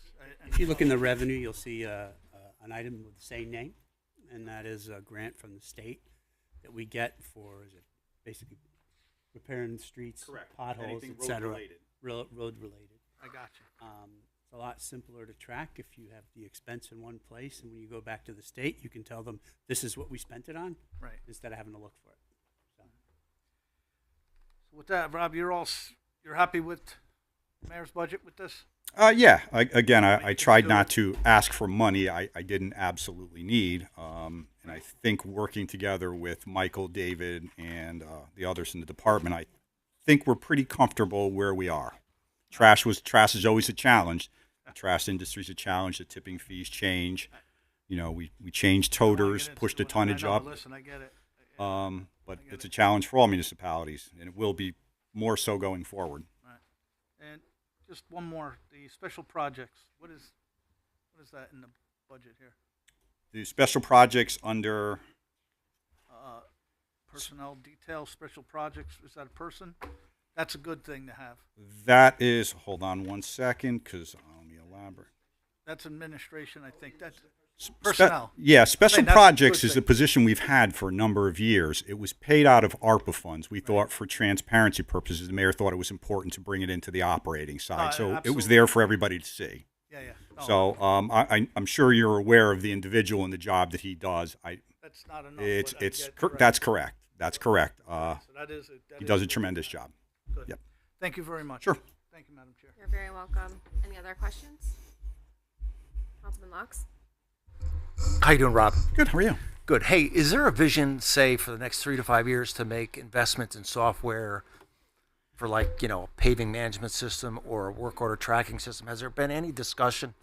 There has been some discussion, Councilman, and I think that's if we had 3 areas that we thought were important, and that was vehicles, facilities, and technology. Vehicles, Bob's done a great job. We've turned over most of the vehicles. When we got here, there was a whole host of problems. Facilities is part of this budget. It's been ongoing, but technology is something we really have to focus on. And just to give you a quick example, we hire a new driver. That driver, and it's very difficult, we have to assign another driver to go with him and teach him the route. And then he has to remember that route.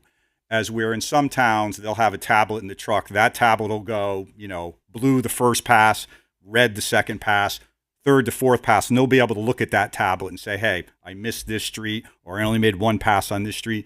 Things like that, sure. Paving management, it's in my head, sure, but that's not a place it should be. There should be a better system of tracking how we're going about it. I guess the first thing is to pave, and then worry about a paving management system later. Well, I mean, we've. 'Cause I know it doesn't seem like it, but we've spent about $7 million over the last 3 years paving, and you can still drive certain streets and swear that we haven't spent a dollar. Yeah. It's unfortunate. This winter was extremely difficult because naturally, some of the older roads that were cracked, it rained, it froze, it thawed, it rained, it froze, it thawed, and that's really difficult. Councilman, that street, when you mentioned it to me, I said to myself, that guy's pots. I went to that street in the fall, and it was cracked, but when I went back to see it, it was not salvageable. So I know people get frustrated when we're reluctant to release the list early, but I had to move other things around because that was one that simply had to be done. There was no way to get around it. It's a busy street, and it couldn't be salvaged. I couldn't patch the potholes. I couldn't even cut and patch the potholes. It just couldn't be fixed. So, so that was an 11th hour addition to that list to try to squeeze it in there. All set? All set. Thank you. Thanks, Rob. Sure. Councilwoman Garthwaite? Hi, Rob. Hi. How are ya? Good. Can you remind me what building security is for $80,000, line 52532? Which page are we on? It is page 73.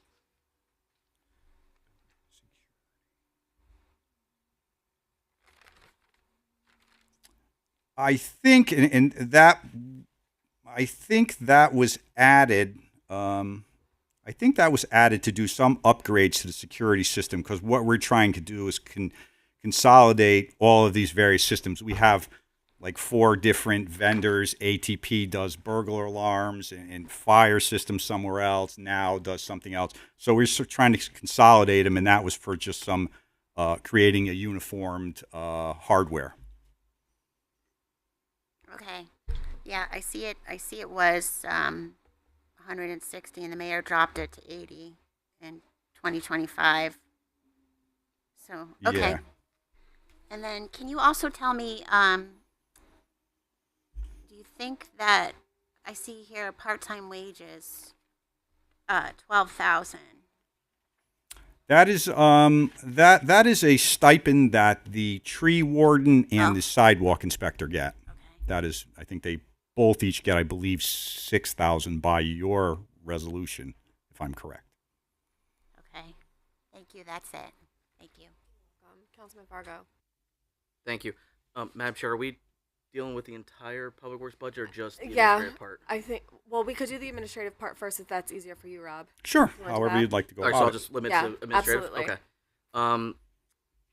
Rob, on the overtime, 5,500, the 3,000 is significantly less than what we've been averaging. I just want to, I'm sorry. page 73. Hang on.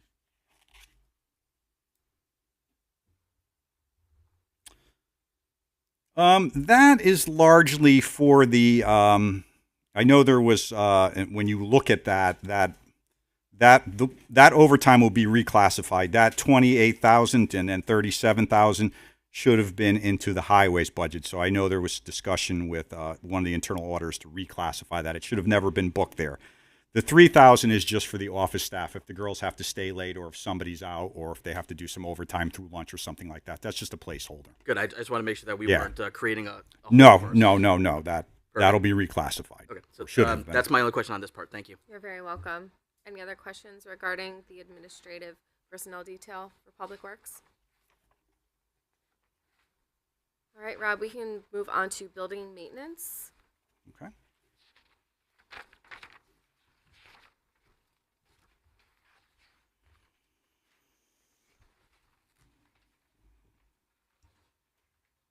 I have page 80.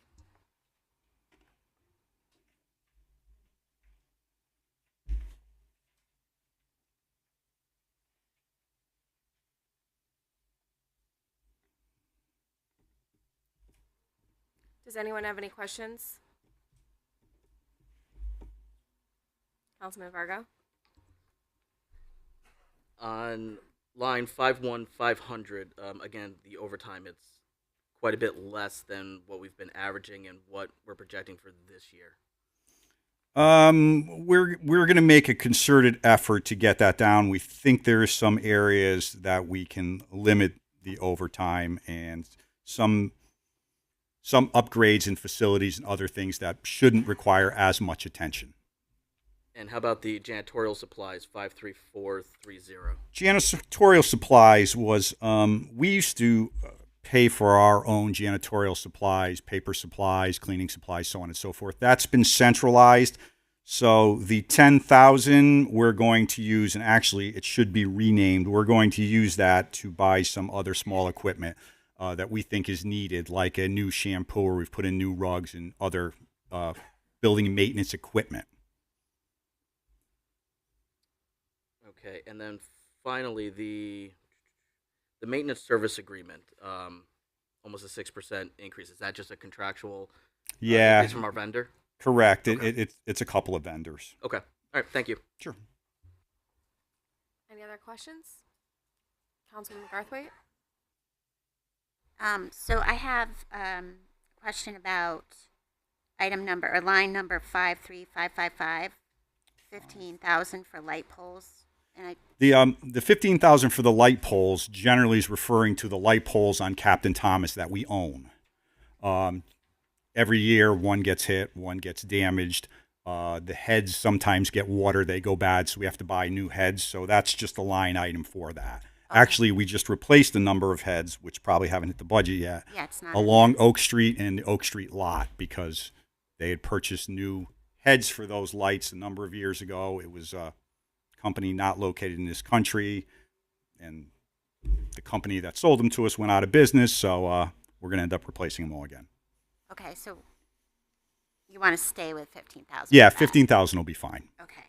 And then I had a question about, that's a different category. I'm okay for now. Any other questions? Okay, we can move on to highway and park maintenance. Page 82. Does anyone have any questions regarding this matter? I'm gonna go with Councilman Garthwaite first, and then Councilman Donovan. I did actually have a question from the previous category. Security system, $16,000, line item 52740. What is that for? That's the actual payment for the monitoring for those various companies. It's in two spots in the budget because it's always been broken out that way. But we're going to try to not only consolidate the number of companies, we're going to try to consolidate into one line item. There's no reason for us to pay it like that. And where do we monitor again? We monitor at all our locations for burglar, fire, here, Veteran Stadium, So it's for Johnson the- Community Center, Conference Center, all those areas. It's the entire city. Correct. And then individual offices have individual monitoring, the tax office and so on and so forth. Okay, thank you. Donovan? Thank you, Madam Chair. I see we lost a highway driver. Did that job go somewhere else? It was just reclassified. It went to parks. It was just showed up that way on ADP, so that's just kind of where they moved it to make it uniform. Thank you. Sure. Thank you, Madam Chair. You're welcome. Any other questions? Councilman Vargo? The line item for snow removal, 51550, has been zeroed out. Did that get moved somewhere? Yeah, it got moved into the main overtime line item. That line item existed the 80,000 because at one time when during a snowstorm, when the time cards came in, the office staff would be able to click a drop down and book snow directly to that account. Once the upgrade came, they could no longer do that. The administration felt that it's overtime regardless of what it's for, and if we needed to run a report and separate it out at some point, we certainly can do so. So they just took the 80,000 and moved it into the main overtime budget. So that's strictly overtime wages. That's nothing for equipment. That's nothing for material. Correct. No, that's just overtime wages. Okay. And speaking of the overtime, 51500.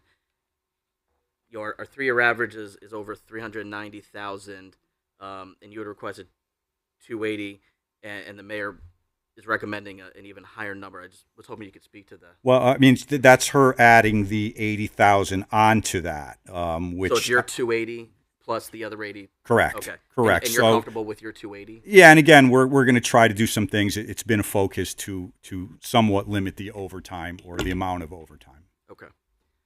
And Madam Chair, it's not on the agenda, but I do have a couple questions about the compost site. But after everyone's done with this, may I come back Absolutely. to that? Thanks. You're welcome. Any other questions regarding highway maintenance or highway and park maintenance? All right, Councilman Vargo. Thank you. Page 78 for the compost site. Zeroing out the security, could you speak to Again, that was added to another line item. Again, Okay. we're going to try to consolidate, and we're doing it gradually as we consolidate the companies and as we come up with a plan there. Okay. What does the singular compost site line item of 25,000? What does that actually go to? That is for what happens every year is we have to bring in a company to grind all the material because we don't have the equipment at the compost site.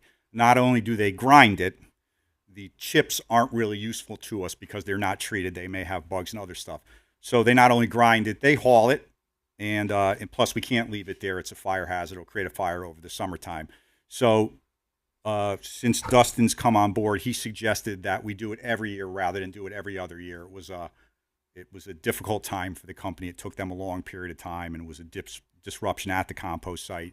So he thought it was a better idea just to do it every year in a smaller amount. So could you speak to your department's request of 50,000, but the recommended budget is 25? Well, I think when we were doing it, we kind of got the final numbers from the grinding. We went back and looked at it, and the mayor said, well, I think we can do 25,000 should be enough because it came in substantially lower when we did it last time. Okay. My So it final was question is, I think this is probably asked every year, but are there any opportunities to use the compost site as a revenue driver for us? Well, I think with a new commissioner coming on board, he's got that experience, and I think that's one of the things the mayor's going to have him focus on is see how we can monetize the site because there are opportunities. Some people have come in with proposals, so hopefully he can pull that together about how the city wants to use the site, and I think we can monetize it going forward. Outstanding. Thank you. Thank you, Madam Chair. You're very welcome. Councilman Garthwaite. Just a quick question about, I don't think I've heard the answer to this one before. Maybe I'm wrong. The trash pickup, how come it can't be combined with city buildings pickup? There's two different lines. Because Is it two different? The special trash pickups is generally containers at condos, as where all of the other buildings are generally a curbside pickup. So we piggyback off of that contract for our containers. And we generally only get one bidder because the number of containers is very hard, with the exception of a very large company, All American, that we have to provide that many containers to the condos. Okay, So we kind of separate it out like that. So the city buildings are together with the condos, you're saying? Correct. When we bid them, we use that same bid number bid to number. Okay. For both. Okay. Thank you. Councilwoman Tucker? The question I have is about portable restrooms. We have porta potties. Yes. Yes. And they're for use. What do we do? What are we? They're in a number of locations along the beach. They're in a number of locations at various schools where there's camps, special events. There's a whole host of places. So we own them and we make we lease them. Oh, we lease them, right? Correct. The company comes in and cleans them on a given schedule, depending on where they're located. And actually, that's gone down because it went out to bid a few months back, and we got a better price from a local company. So that worked out for us. So we actually lease porta potties to Correct. the community from the city. Well, we pay for them to be at these various locations along the beach, at the schools, in the parks. We pay for those. Okay. Yes. Okay. Yeah, that was the question for now. Thank you. Councilman Donovan, then Councilman Vargo. Thank you, Madam Chair. Rob, the always had a problem, or not a problem, but the special trash pickup, we're picking up the condos. Is that always been like that? Councilman, from what I understand, and I don't know how it's come about, but it's been like that for 40 years, from my understanding. I don't know how that came about or how they selected which ones. I can't tell you that. Is there any way we can get out of doing that? And you have to talk to Corp Counsel regarding that'd be it. something, Art, that we would. Hopefully you don't live in a. Hopefully you don't live in one of these complexes. Well, even if I did, I mean, I used to live in a condo. All right. And the other thing I had with the compost site, and I know touchy subject, is there enough room for a transfer station set up there possibly?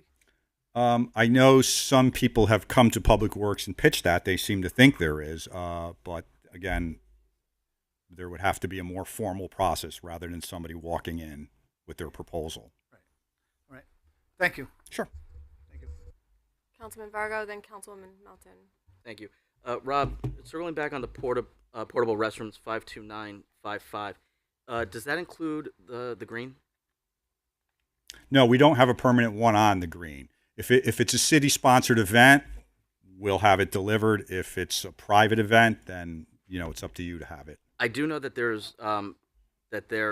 are often groups of families who use the green all summer long, and it turns into a mess at times. Is there an opportunity to put at least one on the green, and what would be the budgetary impact of that? Sure, it would be minimal, and I think we can do it. There, in some areas, and I would think the green would be one. There's some safety concerns. Unfortunately, the wood park, that unit has gone back there after being gone for a number of years for a couple of reasons. We just recently had some problems down at Oak Street. I think the green would present some challenges, but could we try to work out something? Sure, I'm not opposed to it. Do you think that we would need to make an adjustment to the $30,000 number, or no? There's enough in there because again, that's a projection. Again, I don't know how many we'll get for the 4th of July, how many we'll get for the Savin Rock Festival. I've kind of estimated. Last year, it seemed like we had too many. So, no, it would be fine. Okay. And on the yard waste bag pickup, 52931, significant drop, which is great, but could you speak to that? I'm going to let Rick speak to that. Okay. Yeah. So the mayor, and working with Public Works and working with Dustin, has come up with what she feels is some significant cost saving initiatives that we'll be announcing in the near future. Perfect. Okay. Thank you.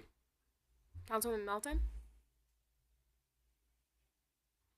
No one else has asked this question, so I assume everyone else knows the answer to it, but I'm going to ask it anyway.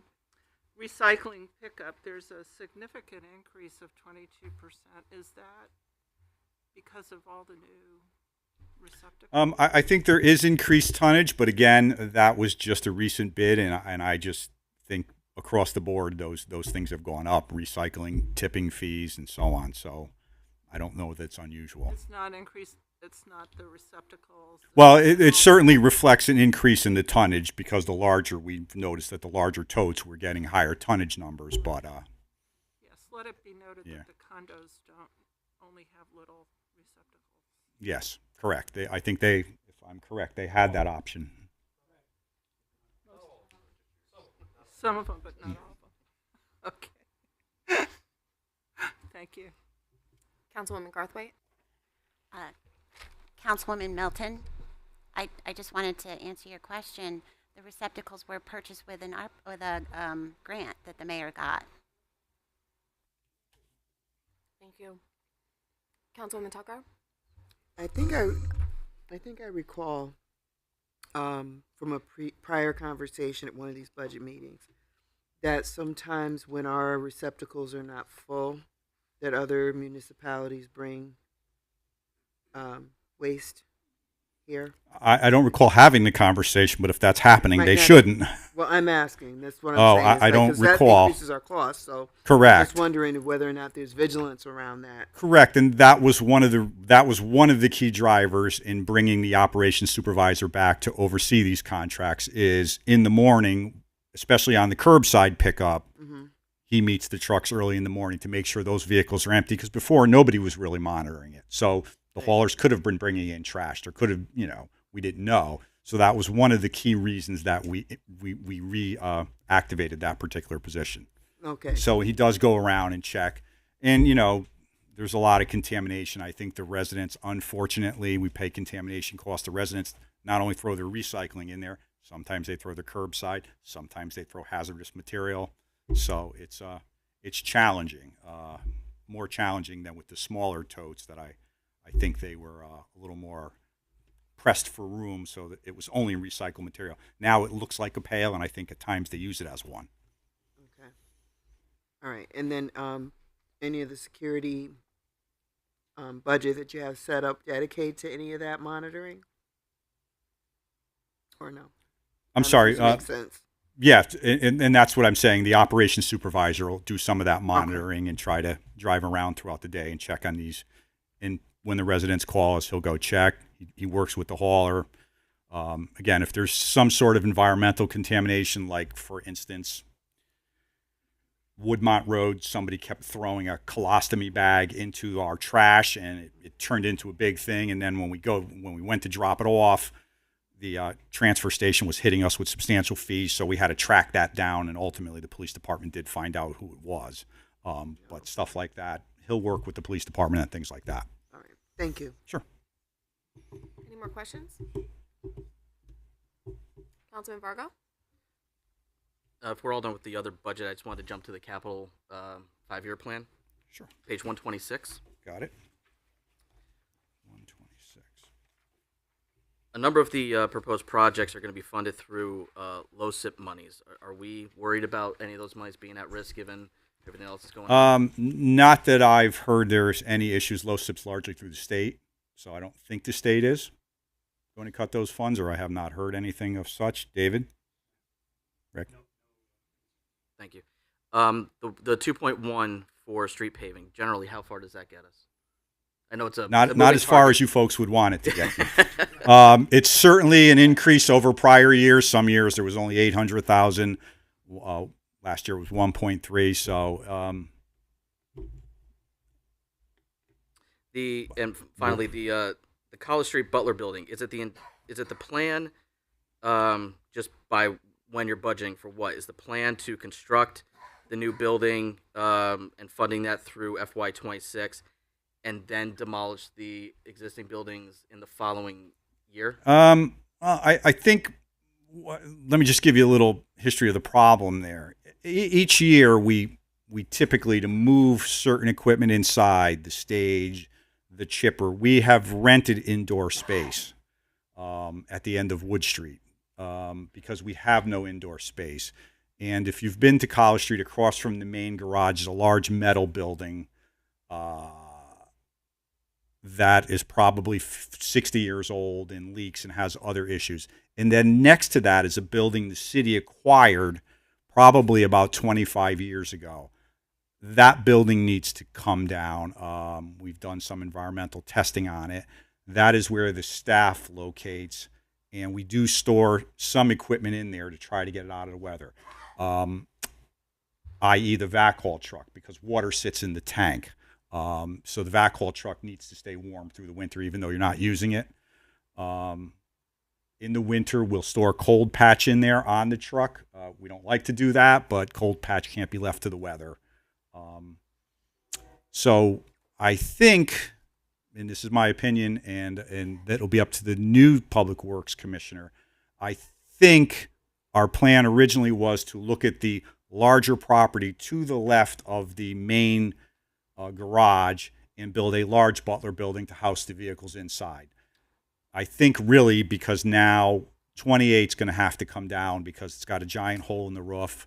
Just recently, the heating system went. We were spending $3,000 in oil per season. So I think we might have to try to take that down and get a Butler building there first before we address the other issues. Okay. My opinion. Yeah, if you don't mind, after the meeting in the next couple of days, could you email me some details? This is my district, and Sure. I have some friends that actually live on College Street and, Okay. and around the area. So I'm just curious what the scope of the project is going to look like, the impact to the neighborhood. So if you could just give me some details. Got it. I'd appreciate it. Thank you. Sure. Thank you. You're very welcome. Chris, I'm sorry, Councilman, just the new commissioner starts next week. Let me just update him and get his feedback before I start sending information out. No problem. That he may not, agree with or intend to do. Totally understand. In Thank that you. order. Thank you. Any other questions for Rob? Thank you, Rob, so much for your presentations. We Thank really you. Appreciate it. Good night, everyone. We will now enter recess and reconvene tomorrow at 6 p.m.